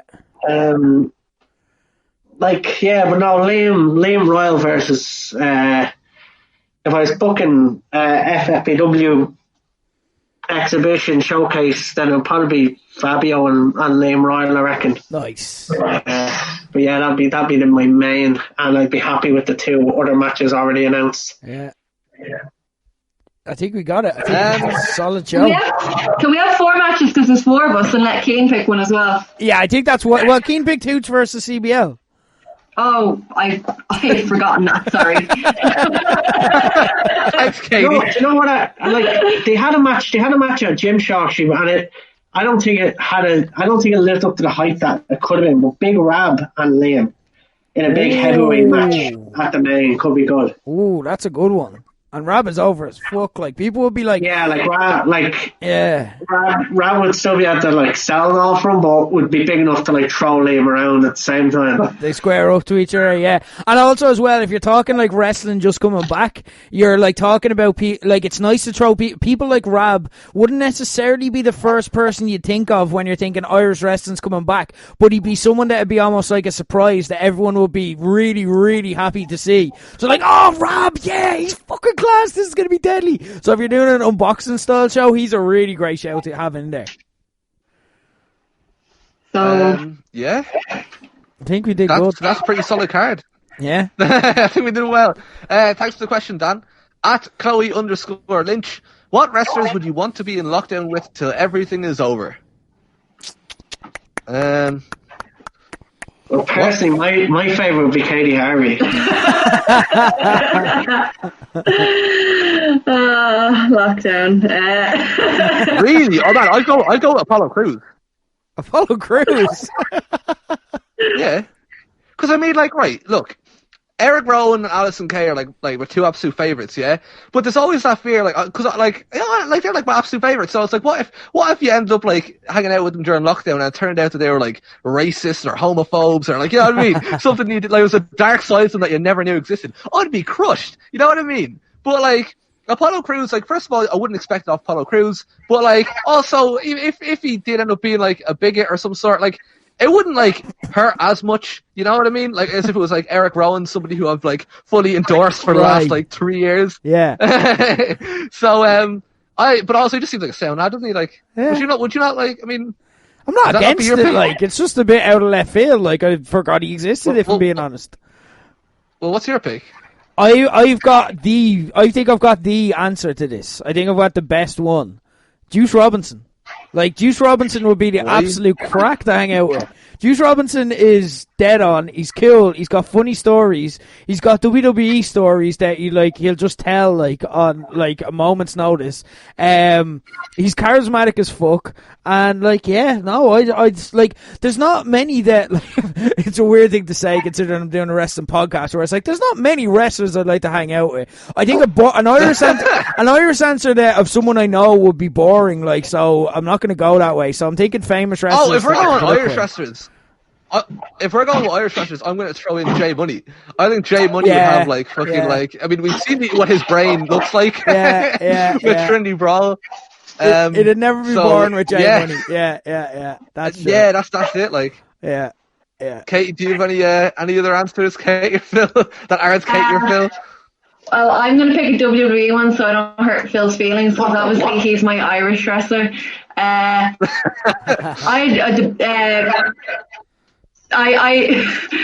watching a lot of the Big Show recently on Netflix. Oh no! And he just seems really sound. So I think the Big Show would be really interesting. Like, again, like, he's funny, he tells stories, he seems like a nice guy. You know, if you needed, like, I don't know, help with DIY, he's very tall. Like, it'd be great. Do you not think it'd be weird? Like you get up and like you're gonna like, and you're stuck in this situation for could be months, and you wake up the first morning, you go downstairs to make like a cup of coffee or whatever, and the Big Show's just standing there. Do you not think it'd be a bit awkward? Like there was this whole game that was out where like it was like what house would you like the WWE put houses together and they're like what house would you rather be in, and everyone was like the Samoans, like The Rock and like Roman Reigns and the Usos and Nia Jax. Was that the one where you just picked every wrestler you wanted to hang out with, and it was like, that's not how this works. Yeah, but like there was no house that I wanted to hang out with either, and I was like, no, if I'm hanging out with all them, I just feel really awkward. I'd just be like, hey guys, I'm also here. Do you not think it'd be weird? Like you get up and you're just like, hey Big Show, and then he's like, hey Katie, and then it's like, well, the New Day. You could probably call him Paul at that stage. Yeah, I guess. Well, no, they call him Show on the TV show, so I don't think you could. Hey Show, I just wouldn't be comfortable with calling him Show for 6 months. Like I'm prepping for the long term. I'd be like, no, this is weird, and also as well, like I'd say fart. I'd say like as well, like because he's such a big guy, like if he farts or anything like that, if he takes a shite, that's gonna fucking stink up the gaff. Like, do you know what I mean? You gotta think of these things, like. And what? It's okay to just call Justy for the last like 10 years or whatever. Like we don't all refer to him by his real name, do we? Yeah, but it's not like his real name is. I'm not trying to shoot name. It's just Justin. Show isn't a word. Like show isn't a name. It's just like it's a gimmick. It'd be like living with Mick Foley and calling him Cactus for like. It's like I'm calling you like the name of a plant. Like, do you know what I mean? Like it's just. Would you weird. call him Dude Love if that was his current persona? It depends. I'd refer to him by what? Yeah, Mick Foley's a good show because it's like spending time with 3 or 4 different people. So there you go. That's a good show. But I don't know if he'd pass the cancellation test. As scary as it would be, I think New Jack would be a fucking laugh, man. I know. Would you call him New? I don't know. Probably Jack as his name. Yeah, but like New is his first name, so I mean, you know, do I know him on the level to call him Jack yet? I think so. I like how this is your hang-up. Yeah, wrestlers that have really like awkward like kayfabe names, but you're not on like good enough terms to call them by their real name. I like that. What would you call Triple H? Like, do you call him Trips? Do you call him Triple? Do you call him H? Do you call him Paul? Oh, not really. Oh, Trips. Hello, Trips. But like, I'm not going to say hello, Triple H. Would you like a cup of tea, Triple H? Do you know what I mean? Like, you will call him Hunter Hearst Helmsley. You will address him by his proper title, you little bollocks, right? This is fucking. Would you not just ask them if you know you're going to be stuck there for months? Would you not just say like, you know, what do you want me to call you, or like, is it cool if I call you this? Well, I think it would start off quite formal though, wouldn't it? And then you'd gradually, so it'd start off with like, hey Paul, and then like Trips, and then it'll be like Trippy. Yeah, like fun for you. Doing finger guns as he does this. It's fun for us, but I don't think it's as fun for them. Like Triple H would be looking at me going like, I don't get to see my family and children for 6 months, and I'm stuck with you absolute random. Like, I don't think he'd be up for the banter where I'd be like, oh, this is going to be a laugh, isn't it? He's like, who are you? No, stranger. None's better than calling somebody big man anyway. What's up, big man? People love it, to be fair. Yeah. People love it. It reminds them they are a big and they are also a man. So yeah, no, it's quality. You can't go wrong. Yeah, there's lots to think about that one. Thanks for the question, Chloe. At Killer Steve W, when the pandemic is over, what will the new normal be in Ireland, and more further afield for wrestling? So for Ireland, obviously, like, we're gonna like have a recession and stuff, but I don't like this idea that people are coming out with now over the radio and all, saying like, we're never going to go back to normal. There's no such thing as normal and all that. I think that's just kind of scaring the shit out of everyone. You know what I mean? Like, it's instilling a bit of panic and a bit of, you know, sadness, and everyone doesn't really need to be there, I feel. I think, yeah, it'll be a recession and people will lose jobs, but I feel like eventually it'll be the same. Like, you will go back to normal, you know what I mean? But in terms of wrestling, right? Wrestling won't be the same, because wrestling's going to be way better, right? Like, in this, we said it already at the start of the show, but like, WWE just released like a shitload of talented wrestlers, so like there's a lot to look forward to as a wrestling fan. But yeah, what do you think about this? Like, what do you think will go back to normal? Do you think wrestling's going to be different or the same, or what do you think's going to happen? I think it's a reset button. I'm really excited about getting back into it. Like we're not tied down by like storylines that you felt you need to get completed. Or we want to run this. Like, we can completely hit the reset button now. Like people who were faces can be heels when we return. Like, and there doesn't need to be a changeover. If you know what I mean. Like, so like I don't think people would care that like. You know what I mean? Somebody has a certain different persona. Like, if you want to go down that direction, particularly for wrestlers listening to this, this is a perfect time to like switch up your whole persona, like completely go in a different direction. If you feel the stuff you're doing right now is getting a bit stale, but I'm like when we actually get back to booking things, like, and like I think it's great for everybody that we can just hit a reset, like, and you're not tied down by, oh, well, hold on, I helped that guy at the last show, so, you know what I mean, I shouldn't really be attacking this guy at this show or fighting this guy. Like, you know what I mean, you can just reset, all right, dream match, and just start the flow again, you know?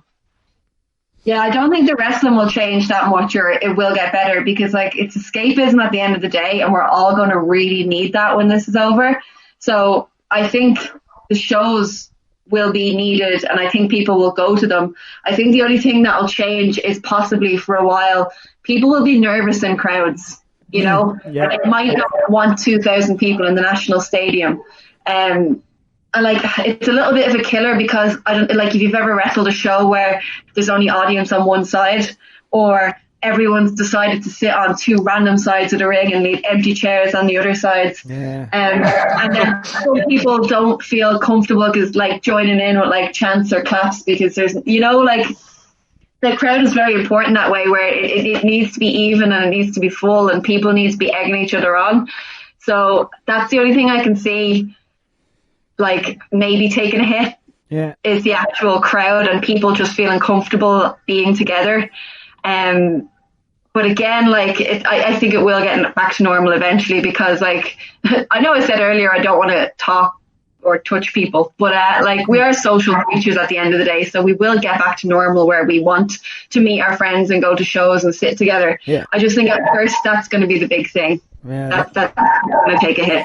Yeah, it's a very good point. It's something that, like, yeah, like, it's just going to be, like, literally it'll be an instant thing where it's just strange, like, gigs and stuff like that. It'll be the last thing that a lot of people will want to do. So that is a very interesting point. For me, I love the optimism of it all, and that's making me more kind of hopeful of it. I also think, yeah, it's going to be a reset button, and that's going to be positive, and there's going to be negatives to that as well. Again, like, I'm kind of, not that I'm saying we won't get back to normal, we will. The world has always got back to normal. When world wars happened, when pandemics have happened before, it's always got back to normal. Football might stop for a few years during a world war, but then football just picks back up after the war. Do you know what I mean? The one thing I'm thinking though as well is that, like, part of me is, like, just mentally preparing myself for the fact that this might not, like, for example, in world wars and in pandemics, the thing you always read about from people who were there at the time was, we thought this would just be a thing for a couple of months, and it ended up being 5 years. Do you know what I mean? Like, so, I'm not necessarily, I don't know, we don't know how long this is going to last, and I don't think we can rule out the fact, we're all, like, kind of assuming that a vaccine is going to be found, or that we're just going to get back to normal, whereas all the messaging, if you notice, from governments is like, yeah, this might be the long haul. So, for example, shows, now, this fortunately doesn't affect, say, local Irish wrestling and so on, but shows, today it was announced that shows of over 5,000 people, they won't get licensed until at the minimum of September, which means that now we've got to start thinking, is NXT UK Dublin in October even going to happen? You know what I mean? Because that's now, they're pushing it back months away. So, for example, where there was a boom in wrestling beforehand, I don't think it's an easy assumption to assume that we're just going to pick back up and that everyone's just going to love wrestling again. I think it's going to be, for a lot of people, like, just going back to square one and going back to that, and then it has to build back up again. But I think there's more than enough people who want it to happen that it can. But it's just going to be different, and I think that's the thing that we have to prepare ourselves for, especially the longer it goes on. Because this becomes the norm, then people start to forget what they did, and they start to build, and they won't just pick up like, if it goes on long enough, people won't pick up their new lives, when it ends. They'll just start, they won't pick up their old lives, they'll just start a new life, if that makes sense. Which means that some things might get the cut, and some people might move on, or have different interests at the other side, or whatever. They will build a new norm. So it depends how long it goes, and the fact that we don't know means that we can't really forecast it and project it. But there's positives and negatives, and it's going to be that way. There is going to be really cool things that come out of it, and there's going to be things that aren't as cool and that weren't foreseen. But we can't predict, because we don't know how long it's going to go, or what's going to happen. I think Rick's being mad dramatic. I think it's going to be back to normal. It's going to be a boom. It's going to be deadly. I can't wait. And thanks for the question, Killer Steve W. Or will I call you Killer? Do I know you? Or is it Stephen? How do we... I don't know. Big man.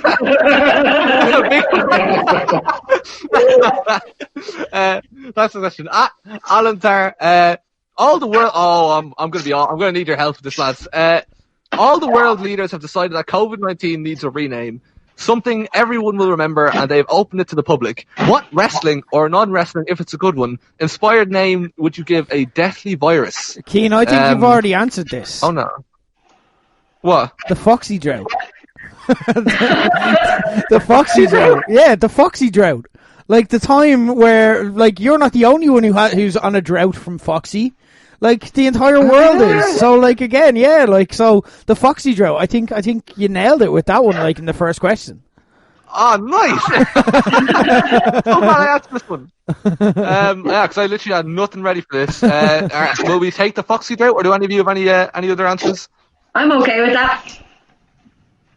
Alright, well, that's... yeah, fuck it. Let's move on then. Thanks for the question, Liam. Alright, here we go. Queen versus Keen time. Tony, right? At T Kenny 2622. Queen versus Keen versus Boyd. Is that a thing? Yeah, you're in it. We need a better name though. All right. I'm part of the team. All right. Well, if it stops Wait, Katie from he's beating not on my team anymore. No, it's a triple threat now. Apparently. Ah, shit. I don't like it. Are you okay, Katie?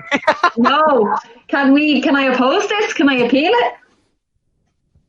it? No. Rick described 3 Irish wrestlers based on their gear, and first to 3 wins. Okay, so question 1. I've got a method for doing this. I'll explain afterwards. Okay. Question 1. This person is wearing green. Is one of the colors that they're wearing. Keen. Phil got in there first. What? Michael May. It's not that. Phil, you're frozen now. Keen, you're up. Irish Warrior. It's not that. Katie, you're the only one still in. Another colour in this person's gear that I'm looking at here is white. And the last colour is orange. I got it, Phil. No, What? you're frozen out. You're frozen out. Oh, it's me. Me. It is actually you.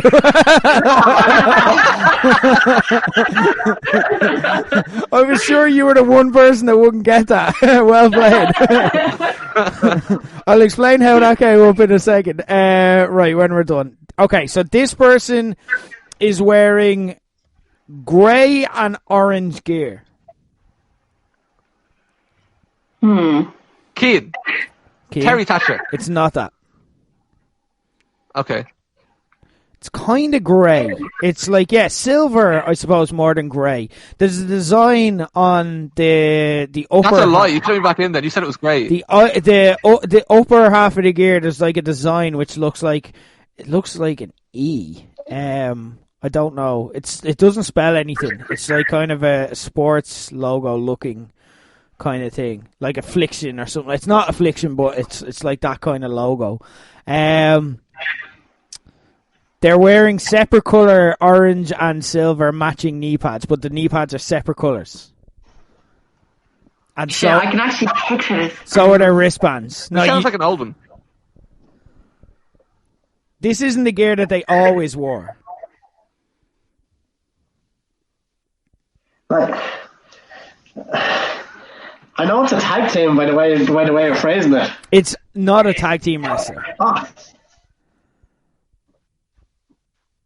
It's quite a successful one. Oh shit! I know. I don't know how more to describe it. I've described the gear. Like, is it like a singlet? Is it like trunks? Is it? Oh, it's a two-piece. Oh, Katie. Go. Raven Creed. It's not Raven Creed. Phil, you're back in. Two-piece gear, orange and silver. They might have worn this once, but it came up when I looked it up. I'll go with Debbie Keitel. It's not that. Everyone's back in. Kian. Go for it. Valkyrie? It's not that. Ah, what? These are on the right track, but these are also No, very but- wrong. It's a girl. I'm not saying it more. I've given you enough, and I've said you're on the right track as well. It's the design that's throwing me off, like on the top. Phil, Go for it. do these have to be Irish wrestlers? They are Irish wrestlers. This is an Irish Oh, wrestler. Phil, Okay, I'll give you one clue that like is a big clue. Okay, they're standing in the ring with yellow ropes. Katie. Go. Becky Lynch. It is Becky Lynch. Katie is dominating this game. Holy shit. NXT. Oh right, NXT. NXT. Yeah, she. And I think I understand your selection criteria now, so fuck you, lads. Okay, so no, you'll get that in a second.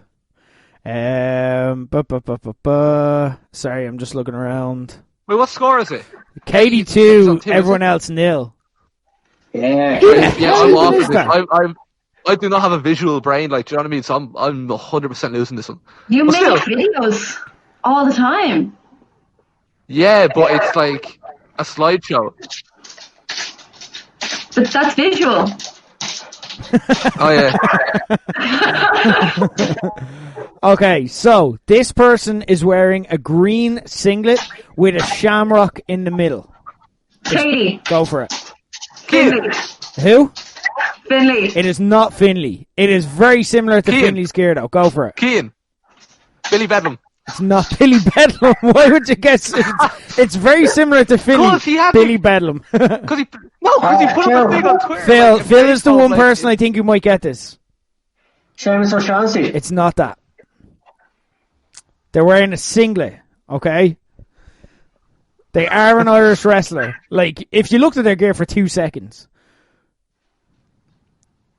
That makes me think it's not. Phil, are we Go all for it. back in? Yeah, everyone's No, back in, actually. Right. Yeah, everyone's guessed. Everyone's back in. Go for it. I was gonna say, but there's no shamrock in the gear. It's You may have not seen this wrestler wrestle before, but Bill you might not have, or we haven't. like no, none of you may have seen it. I've never seen this wrestler wrestle, but I am familiar with him. Cian. Go for it. Dano O'Mahony. You're getting very close. You're getting very Phil. like go on, Phil. Phil. Go. Dan Barry. It's not that. Many of us have seen Dan Barry wrestle. Well, it might have been a gear in America or something. I don't know. No, this is very much an Irish wrestler. Okay, so I'll give clues about the wrestler. This wrestler feuded at one time with Bruno Sammartino. What? It's an old school Irish wrestler. I'm not giving you my thought process. They're from Dublin. Oh. I'm gonna kick myself, haven't I?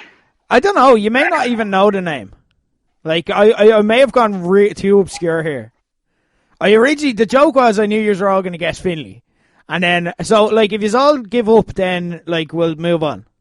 I'm not giving up. Fuck that. No. Is it somebody called Cassidy? It's not that. You're all back in. Cian. Go for it. No.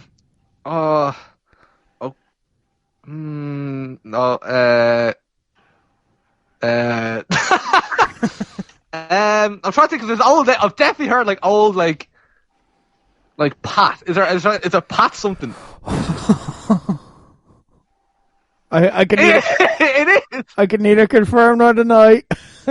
People are now screaming man. this. Some people are screaming this. Pat McManus, Phil. It's O'Connor. not that. It's not that. O'Connor. You're frozen out. O'Connor's I don't right. think they were in.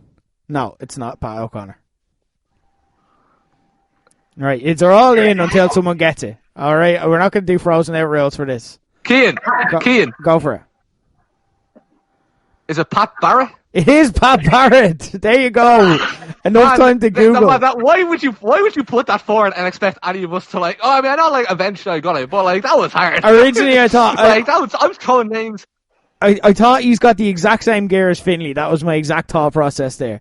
Right. So this next wrestler is holding a belt. They are wrestling topless and they have a lot of tattoos. They have black gear with a yellow design in front of the groinal region.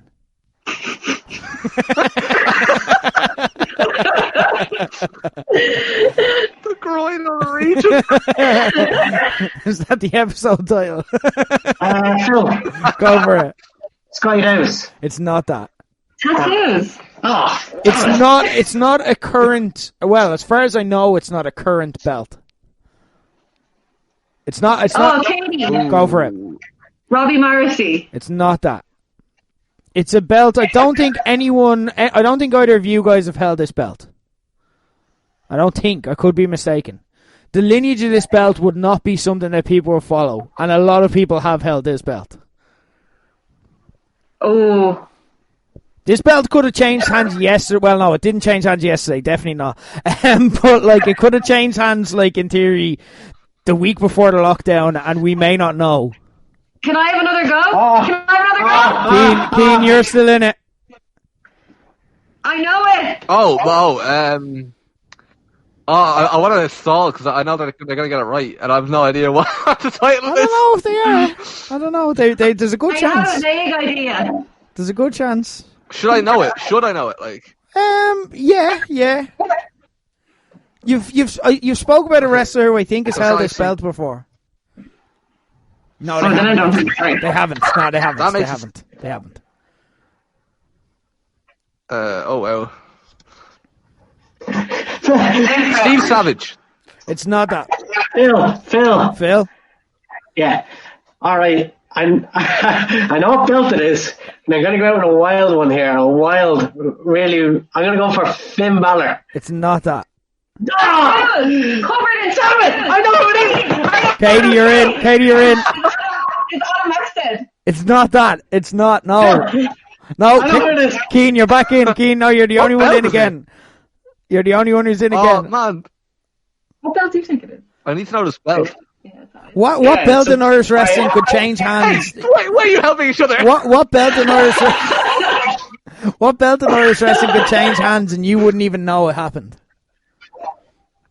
You wouldn't know A it happened. 24/7 title, I assume. No, We have that on the FFW. it's not a 24/7 belt. What's the original clue about the gear? The Black and yellow. black and yellow in the groinal region. Let me go. Can you just shout a name? CT Flexor. No. Phil, Go for it. Oh man, that pause. Oh my god. Duncan Disorderly. Phil gets it. Phil's in the game. It was the wrestling.ie belt. My next one is he's held this belt longer than anyone else. Okay, so no one's gonna know that guy if you didn't know Pat Barrett. 2-1-1. Oh no, he's not Irish. No, that's too easy. You'll get straight away. Sorry, you're literally listening to me Google as we speak. This person is wearing what I can only describe as a white blouse.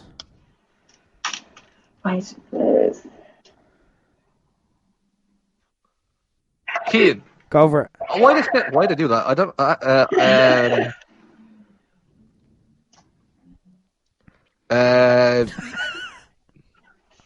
Oh, I need to learn to just shut the fuck up sometimes. A white blouse that could have been bought anywhere. Like, you wouldn't necessarily say this is wrestling gear. Can we have another clue? They have other gear on. They're not just wearing a white blouse. They are not naked except for a white blouse. I would assume that.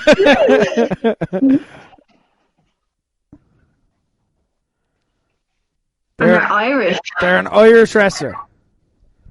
Current wrestler? I can only talk about their gear. Go on, Phil. Like, be cool. It's not be cool. Cian? Peter. Peter? It's not Peter. Oh shit! You've never. What gives it away if it's the other one? You've never met this wrestler. It's not someone you know. Okay. Oh. They're wearing blue gear underneath. A singlet. Blue gear underneath a blouse, and they're Irish. Yes.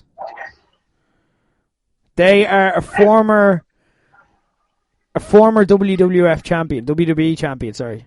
Oh. Go for it.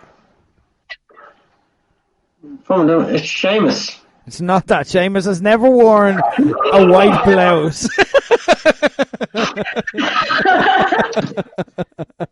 Or a blue singlet. Former WWE. Well, wait. Someone who's Irish who's the champion that we don't know. Yeah. Wait, a former champion. Oh my god, I know who it is. Cian. I know who it is. Go for it. Oh no, bollock. Oh no. Stop shouting your name out when former you don't have a guess. former like WWE champion, like any champion, or like They've held the WWE belt. You just give a name there. They've held the WWE belt. What? No, I didn't clarify. I'm asking for clarification. Was it? They've held the WWE belt. They have held a belt in WWE. What? Sorry, wait, I can't hear it. Damn it. Go for it. I said Jordan Devlin. It's not that. It's not that. What? No. It's someone you don't know. You don't know these people. You don't know this person. You don't listen to the clues. You've almost definitely never met this person. Cian. Oh wait, no, am I? Just guessed. That old Manny. You've just guessed, and it's not that. Katie, I think you're the only one who's still in. Okay, shit. The title is throwing me, like, because I thought, like... They have held a WWE belt. They feuded with a WWE Hall of Famer who had a match named after them for this belt. A match named after them? Controversially. Oh, you're just confusing the fuck out of me now. Oh, I have a good idea. It has to be this one person. Yeah, there is one person that this describes.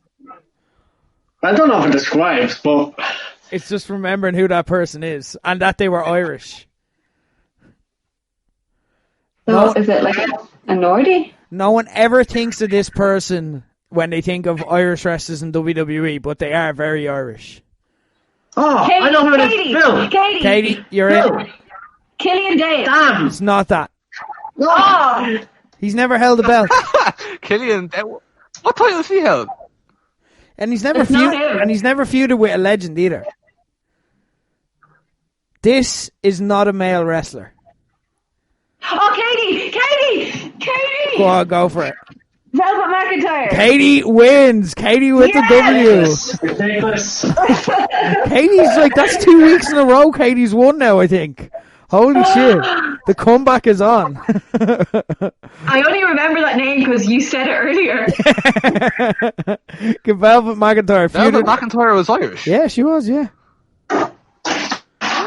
Feuded with the Fabulous Moolah, of course. What match Man, the gear was so relevant to this. Like, it's just getting... what match was named that? She's from the Cork. Battle Royal. Yeah, the Battle Royal. That's why I said controversy. Right. Okay. She's from Cork. Tony, that was hell, Tony. But thank you nonetheless. That was mental torture. But I enjoyed it nonetheless. Thanks, Tony. At Haley the Tiny, what can trainees and or fans do to help their local promotions and training schools without crossing any lines? Off the back of last week's topic and the unfortunate eviction of the School of Irish Wrestling, I thought this would be a good discussion. Well, Katie, Phil, obviously, as training school people, what should trainees and or fans do to help? This is great, and I just want to give a shout out to Hayley, because she actually was messaging me privately about this as well, just to see what steps she could personally take to kind of like help the scene and prop it up, and was there any kind of way she hadn't thought of to contribute even while the schools aren't open. So like, big shout out to Hayley. Like, it's really, really great to see that kind of stuff at the moment. The main thing, I think, and I'm obviously speaking for Fight Factory, is things like buy VODs, buy merch, and keep engaged on social media. Like, there are things that people can do right now to help. You know, it's just it's helping us keep relevant, and it's helping us financially as well. Like, we're going to be releasing new Fight Factory merch in the next week or so. If people were able to buy it, that would be brilliant. You know, it'd be a really nice way to contribute. And then also just supporting wrestlers individually. Like, so many people have their merch up. So many people wrestle full time, or, you know, it's a big chunk of their income. So, yeah, literally, if you have like 50 and 20 quid to spare, like, just go in your favourites merch shop and buy it. Would kind of be the main ways to help right now. It seems very obvious, but that's the main way to help. Yeah, it's like we are revenue strapped. Like we have zero revenue coming in. And the worst thing about that is that we can't do anything. Like, we can't, like, we're just in hiatus. Like we don't have the OTT bank account. Like Joe can, here's the whole thing about that other school. Now, it's shitty what that landlord did, because we had it in Bray. We got 1 month's notice to move out of Bray. The landlord sold the building to somebody else and gave us 1 month's notice after being there for like 10 years? 10 years or something like that. It was real level. Landlords are dicks, let's be honest. Like, the thing about Joe, the thing about happening right now with Joe is that, or with the other school, is that the training school isn't open. Like, if we were open and we were running normally, then that's lousy, because, like, you know what I mean, they wouldn't be able to run classes, but they weren't running classes anyway. So the silver lining for them is that Joe now has, like, I don't know, maybe 2, 3, 4 months, maybe, to find a new place. And like, he has the OTT money, like, and he'll be able to, if he can find a better place, and he probably will. Yeah. Like, it might actually be a silver lining. Like, you know what I mean? It might be like an actual blessing. Get out of there. Like, now, look, it might not be, but I can always see the positives in that. Like, that it's timing wise, people think it's bad, but there is positives to the timing as well, because you weren't running classes anyway. So he hasn't dumped a class full of students with nowhere to train tomorrow. You know, like, he can take 3 months now and do up a new place. Like, but he also knows what to look for now as well. Like, build like, maybe have contracts in place, or maybe have, you know, like because I know we would be the same now, like trying to have backup plans for stuff that would happen, because we've been burned with landlords before. But like, very shitty to give them 24 hours to move out. You know what I mean? Like, in a pandemic, basically saying like, I'll take your stuff and put it in storage. Like, it's absolutely disgusting. But again, with that, another way people can help, naming and shaming those landlords. You know what I mean? Like, kind of putting out there how unfair it all is. And again, when the schools can reopen and when we can run shows, like, just buying tickets and getting there. You know, wrestling schools don't want handouts. You know, we want people to support the product by being there, by watching it, by, you know, subscribing, by buying into the wrestlers. So if people can start doing that now, subscribe to the VOD, the Lobos VOD, actually, because that's our only source of income at the moment, apart from buying merchandise. So if people subscribe to the VOD, then they're probably, people listening to this probably already are. So. Yeah. That's it. Like, and then, that's the best way to support. And like, one of the specific ways I was talking to Hayley about supporting is, obviously, because she's refereeing and stuff a lot, is like, if you want to get into the wrestling business, or if you're a wrestler, you can support the scene now by trying to upskill yourself, you know? So if you're someone who's not actively wrestling but wants to maybe referee or manage and stuff, things like first aid courses, things like just learning about the business, learning about who runs what, maybe networking a little bit, watching loads of stuff, just getting a really good lay of the land is really, really going to help support as well, because the more knowledge you have getting into it, then the better you can support. Like, I know myself and Phil are using this time to look into lots of different ways we can improve the school when we can open again. You know, even things like online presence, marketing, advertising. We're going to try to support the school that way by just, you know, increasing our knowledge base. Yeah. So that's something people can consider as well if they're either in the wrestling business or around it or want to get into it. That, like, I think the thing we've all been through before, that, like, and Joe's been through it as well, so he knows this, so it's not informing Joe of anything, but just in general, to kind of add a positive spin, is that sometimes, while these things can feel like it's the worst thing that happened in the world at the time, often they're a blessing in disguise. Like, you spoke there about what happened with you with Bray, and then moving to Dublin was actually the best thing that happened to Fight Factory ever, and it was an enforced move. I remember you had to shut down for a couple of months, like, while you got that set up, and it felt like the end of your world probably, but then ended up being the best thing that ever happened to you, is because you were forced into doing it. Low Blows was the exact same. There was a time where it was unthinkable that we wouldn't run parties in the Woolshed. We ended up, like, finding a much better partner when we were forced to, like, leave the Woolshed, and we found a much better partner who worked with us a lot better, who we've actually, like, I've become friends with people now in Buskers. That's where we tape Low Blows every week in normal times. That's Low Blows HQ now, in more than one way, like, and like, they actually are so supportive in a way that Woolshed, and this isn't a diss on Woolshed, but in Woolshed would play hardball with us on a lot of things and wouldn't support us with a lot of ideas we had, whereas Buskers are like, yes, because they love wrestling, they love Low Blows, they actually went to parties beforehand in Woolshed and love what we do and trust us, and kind of, it was the best thing that could have happened to us, but we would have never independently made that decision.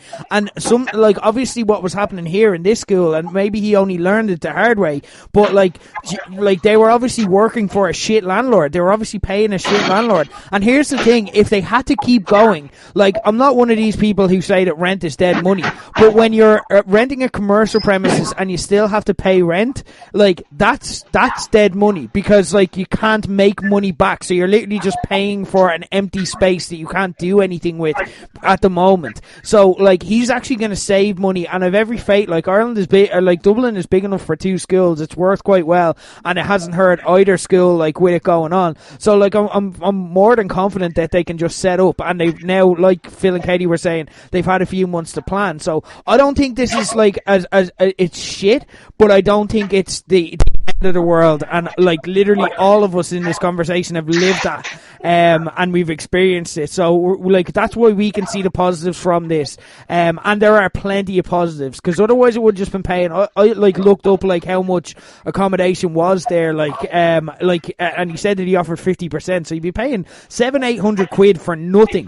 That's a lot of money when you don't have money coming in, whereas now actually he doesn't have to pay that, and he's doing the same amount of classes that he would have done while paying it anyway. So it's actually a saving as far as OTT goes. There's nothing that can be done for a lot of it, though, because it's a global pandemic, it's a global recession. Like, you guys mightn't have the money to like, if there was any, like, it's not as if we can just, like, start a GoFundMe for Fight Factory as well, because again, it's like, you guys mightn't have the money to contribute, and Fight Factory don't want to ask, but there is content out there, like with the VOD, like with the merchandise. If there's stuff that you'd be interested in, because, like, look, obviously I work with Fight Factory as well, and we can use Low Blows for stuff. Like, if there's, like, VOD, if there's, like, a special podcast that you'd be interested in listening to, or something like that we could put up maybe for money, like, for that we could give to Fight Factory or something, like, we can do something like that. So let us know what you'd like, and if there's stuff you'd like to hear, because I think it's fair if we're offering a service and we're giving you something in exchange for funding, rather than just, I know Fight Factory wouldn't ask for donations, so I don't think that's kind of on the table, and it's not the time to do so either. But if there's stuff that we can give you, or stuff you'd like to see Fight Factory do, then ask. And like, look, I know the thing I love about Fight Factory is there's so many people there who are invested in the club and staying open and wanting it to do well, so I know the talent there would be happy to help out as well. So there's a lot that can be done if there's any ideas you guys have. So basically, Hayley, I'd say, right, build a fucking training school, right, with your bare hands out in the back garden, yeah? It could be like, I don't know, just like ropes and a trampoline, do you know what I mean? Just the basics, whatever, yeah? And then look up on your phone, Will Ospreay cool flip compilation 2019, And then once you watch the video and replicate exactly what you see, do loads of Canadian destroyers as well, yeah? And then by the end of this, you'll be like a super class wrestler, yeah? And then, I mean, to be honest, like backyard wrestling is the way forward anyway. So I'd say do that. But mainly what Katie was saying. Yeah, I don't really have much input here. Please, no, ignore me. What you call it? But I've lost where I am again. I lost where I am on the dock. We're at Clueless Nerd. Oh, there we go. Hypothetical, that's the question, Hayley. At Clueless Nerd, what is the most ridiculous reason someone started an argument with you over? I once had an ex start an argument with me over liking a friend's Instagram post. Oh God, if we're talking exes, how long have you got? I've ran the gamut. I once had a girl I was going out with, this is years ago, basically say they were going to cheat on me because they texted me at 1 a.m, saying that, come out now, and I was in bed, and I was like, no, and they're like, well, then I'm going to cheat on you tonight, you can only stop this by coming out. So, that was the most ridiculous argument I've ever been in, because it was with someone extremely drunk and extremely, crazy. But not to be one of those guys who calls his exes crazy, but that's not it wasn't a sane moment. So that'd probably be the craziest I can think of off the top of my head. But if I thought pretty hard, I could come up with about 100. Guys, any crazy arguments that you've got in? Not you guys specifically. I had that exact situation where I liked someone's Instagram post, and someone I was friends with messaged me a page of abuse because they didn't get on. And I wasn't being a supportive friend by liking that other person's Instagram post, and it was very, very ridiculous argument. I've had someone as well message me after I tweeted someone to say that I was a bad friend because I was tweeting but not responding to their messages. Right, here's my defense on that. If someone sends you a big message, right? Sometimes I don't reply straight away because I want to sit down and think about the reply. You know what I mean? Or I'm in the middle of something and your phone just buzzes and you automatically take a look, whatever. But I was only tweeting because I was on a 15-minute lunch break in work. So literally I was just scrolling shite, switch off your brain for 15 minutes. I wasn't ready for the big, heavy conversation, but I was okay to scroll Instagram. And it's okay. They're two different things to do. They're both just on a phone. Yeah. So that's probably one of the most ridiculous arguments I had, it's a pretty big leap to jump from you're not a good friend because you've done this, something so small and insignificant on social media. Just a ridiculous argument to have. Phil, any crazy arguments? No, none that jumps to mind, to be honest. Phil, have I ever told you the story about when we first met? Do you remember that story? Where was that? Remind me. Where was that? I'll give you a teaser. We're not going to tell it now because I think this deserves its own space. But it was in Fibbers. I remember. I don't want to bring it up. We'll get there some other time. We'll get there some other time because it's hilarious when you look back at it now. That's another story for another day. But I just thought of it when we thought about crazy arguments that we've got in before. That is definitely up there, both of us. Cobra Keen, any crazy arguments? The best arguments are ones happen on PlayStation and stuff. You know what I mean? When you're at parties and you're playing fucking about pro clubs in particular. If any of you know what pro clubs is, it's where you're teaming together on FIFA and you've only got control over one player each, so you need to work together to get to Division 1 and to win all your matches and all that, and it results in absolute fucking wars, man. It absolute if players are selfish, if they're not passing it, if their shots are terrible, if they're fucking taking penalties and frees without consulting anyone, if they're playing in the wrong position, if they've got if they're doing things wrong, it results in a war. So I wouldn't say it's the most ridiculous reason I've had an argument with somebody because I get very passionate about it. But I suppose if you're outside looking in, you would think, what the fuck are you arguing over? It's just a game. But when you're actually in the game, it's no, this is heavy shit. I hope you fucking die. It gets deep. It gets fucking, it gets fucking heavy. You regret it. No, I don't regret it, no. If somebody's a right back and they think they're a striker and they just run from the right back position up front to try and score the goal and leave no defenders in there.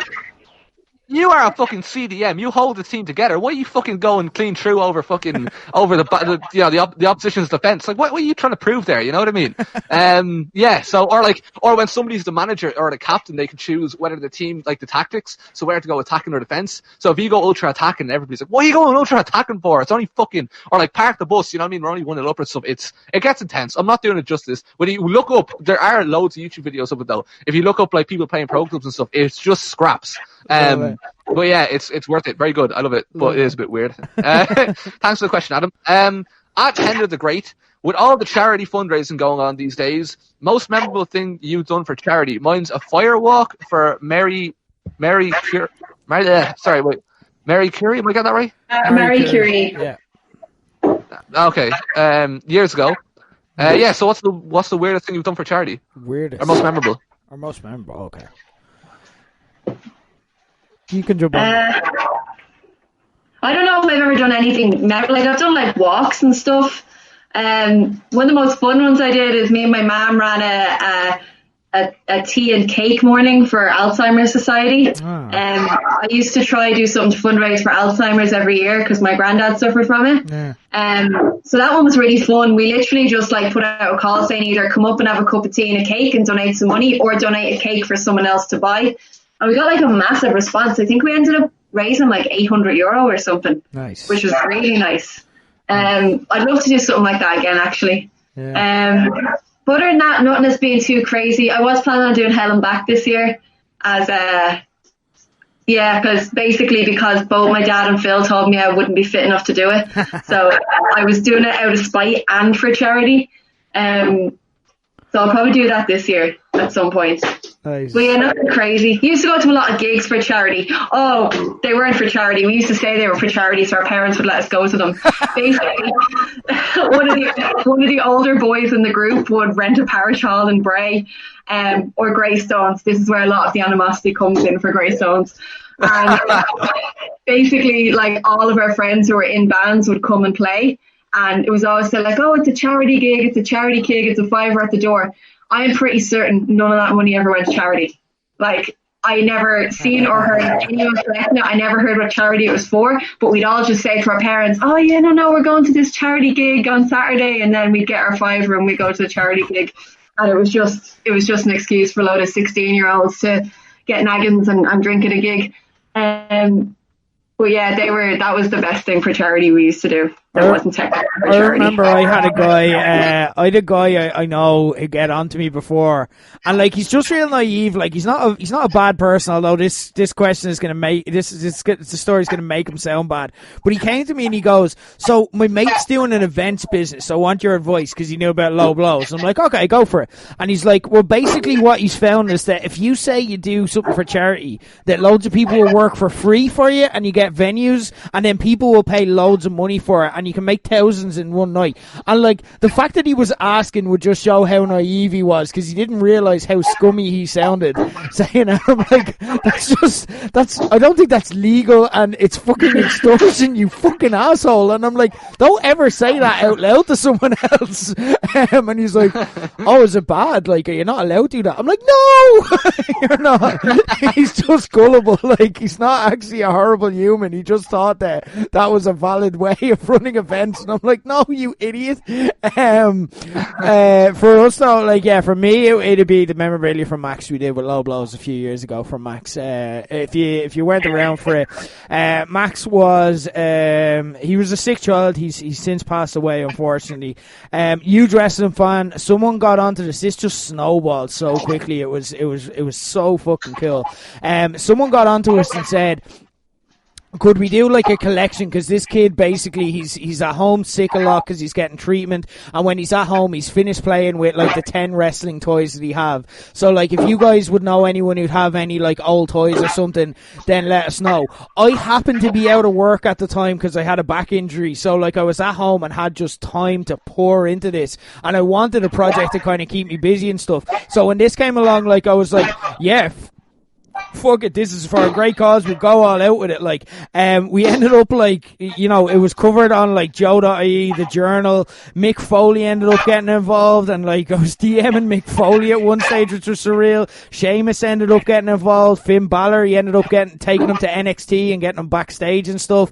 And Max lived in Longford, and we ended up going up to his house. We recorded a lot of this, like, and put it up, I remember at the time, just so people could see kind of the effect, because we had an event on where we're like, right, this is where we can do a collection. So like we actually have like a place where people can bring the toys, because it's not as if they could just post them out to my house, like, so we're like, grand, this works perfectly, like, and then like we brought basically a full car full up to Longford, and like we're able to bring it to him, and like his mom had told him nothing, so we just walked in with like about 50 boxes of wrestling toys, a full carload worth of wrestling toys, and his eyes just nearly exploded out of his head.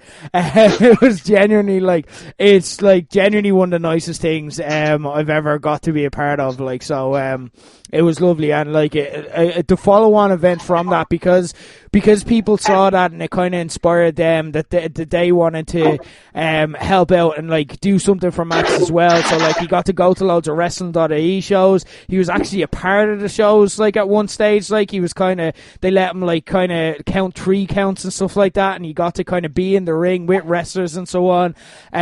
So he got a lot of happy memories towards the unfortunate way too early end of his life. But like the one thing his mom always says is like the memories he got because of that meant that he got to live like a life most people wouldn't, even in the few years he was with us. So yeah, no, that was awesome. I love being a part of that, and the, like, again, the family and all were just so lovely as well. So I loved every second of it. It's one of my favorite things I've ever been able to do in life, like, period. So that'd be it from me. I was signed up to do a fucking couch to 5k against my will. I did not agree to this whatsoever. I wanted to do, right, it was transition year, yeah? And it was, if you've ever done transition year, right, it's a bit of a joke. But it was a business class, yeah? So I'm thinking, grand, we'll do some fucking business. And she's like, no, we're doing couch to 5k. So you have to do some fucking exercise. And I'm like, right, fine, whatever, I'll do it. But she said, like, oh, I'm going to train you up, you know what I mean? Like, you'll start, because, you know, you're probably all unfit as fuck. And I was like, yeah. And she's like, grand, well, by the end of this, you'll be able to run 5k, and it'll be in the Phoenix Park, and I think it was for Make-A-Wish. And, well, she didn't train any of us at all. It was just, we just ran around the field, like, every Friday, but, like, there was no, like, you know, we'll do this, then we'll do this, then we'll do this, then we'll do this, and by the end of it, you know what I mean, it was just, right, run. What do you mean, run? But, like, just, what are you talking about, like? So, when it actually came to the day itself, to say that I ran 5k would be a complete lie, but it was for charity, and it was a success in the end. No thanks to myself whatsoever, but I was there, and I did walk 5k, sometimes briskly, sometimes not as briskly, attempted a jog here and there, you know, good 8 to 10 steps every now and then. But the event was good, the event was great, but it was the exercise part is, I'm not big into the whole exercise, in case you couldn't tell. But it was a cool charity event. Nice. Thanks for the question. At Spodino90, oh, this is the main event, this is the last question. Okay. €1 million, it ties into charities actually. Yeah. €1 million, but the money comes from taking nominal amounts. That's small, is it? Small, yeah. Is it? Yeah. Okay, €1 million, but the money comes from taking nominal amounts from loads of charities. The amount taken is so small the charities don't even notice it's missing. You know it's where the money came from, but no one else does. Do you take the money? Okay, so I'm just going to hear me out here, guys, right? I'm not saying that I got... Yes. That's a bad start. Hear me out was a bad start. I'm not saying that I go to mad effort for it. You know what I mean? I'm not saying that I'd like start like trying to, you know, rob or that I do anything like rob from like a penny jar or something like that. But if you said like, look, there's a button we can push. If someone came to me and said there's a button we can push where we're going to take €1 from 1 million charities all at the same time, it's €1. Again, they won't notice and no one will ever find out it's you.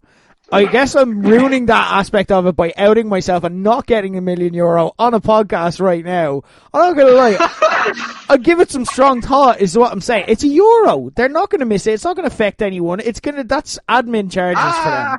So, like, yeah, I would think about it. What they need those admin charges? I would take. No, they don't. You hear the charity is some of the biggest cons going. Like a lot of these charities, if it's from like that, like what is it? The charity that WWE works with that like actually just doesn't give any of their proceeds to the people involved, and like the people who run it are millionaires. If it's like Susan G. Komen, like I'm not. Are you gonna find a million sketchy charities?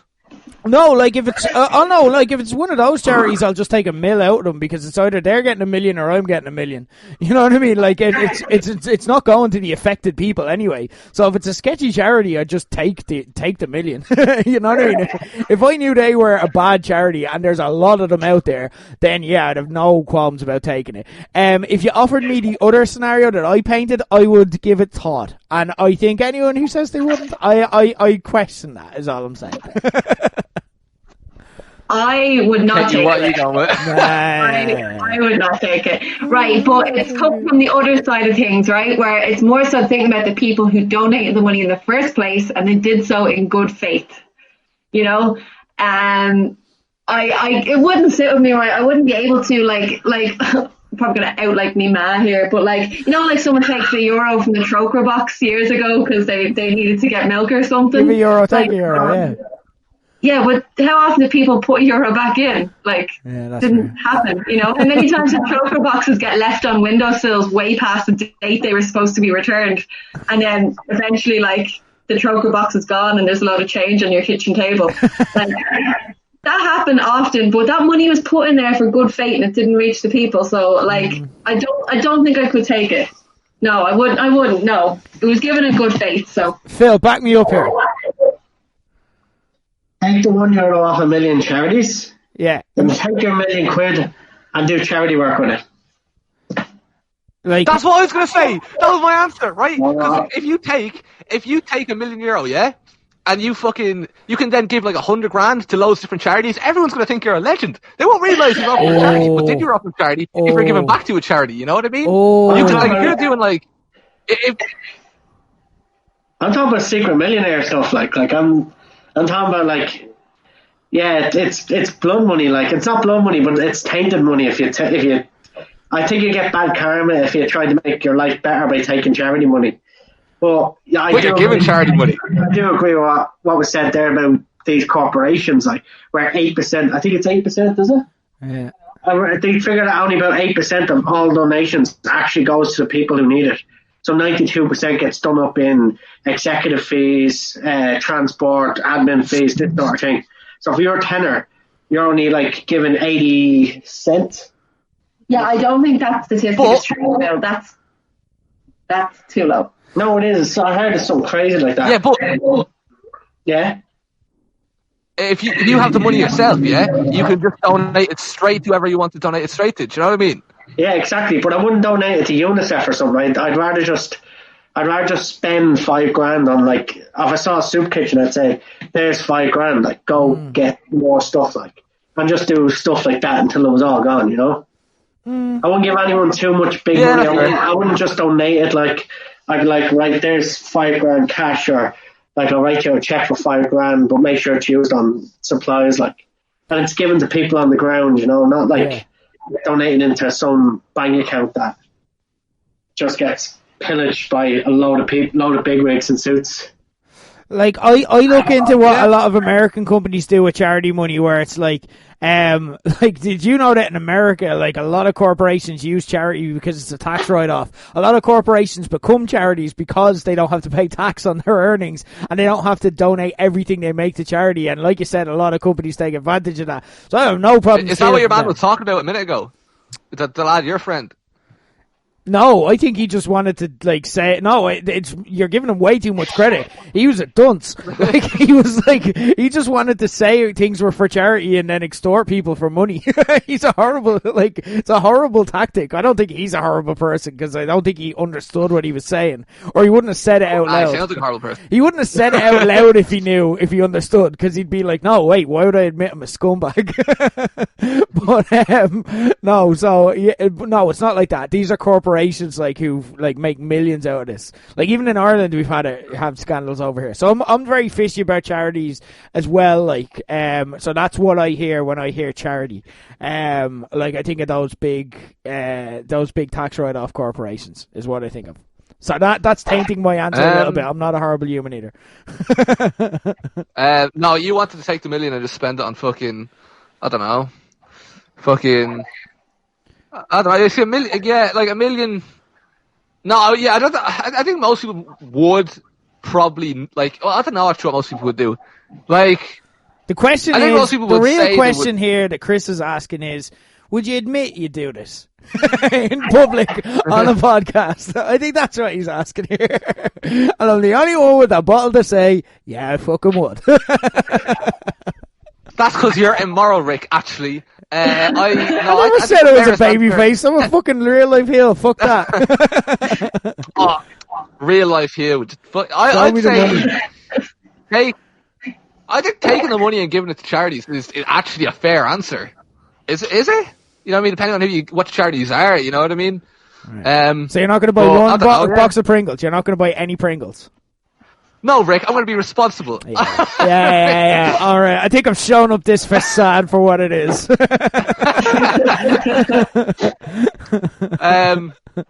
yeah, I don't know. Any other? I mean, well, there's no other questions. So, bye.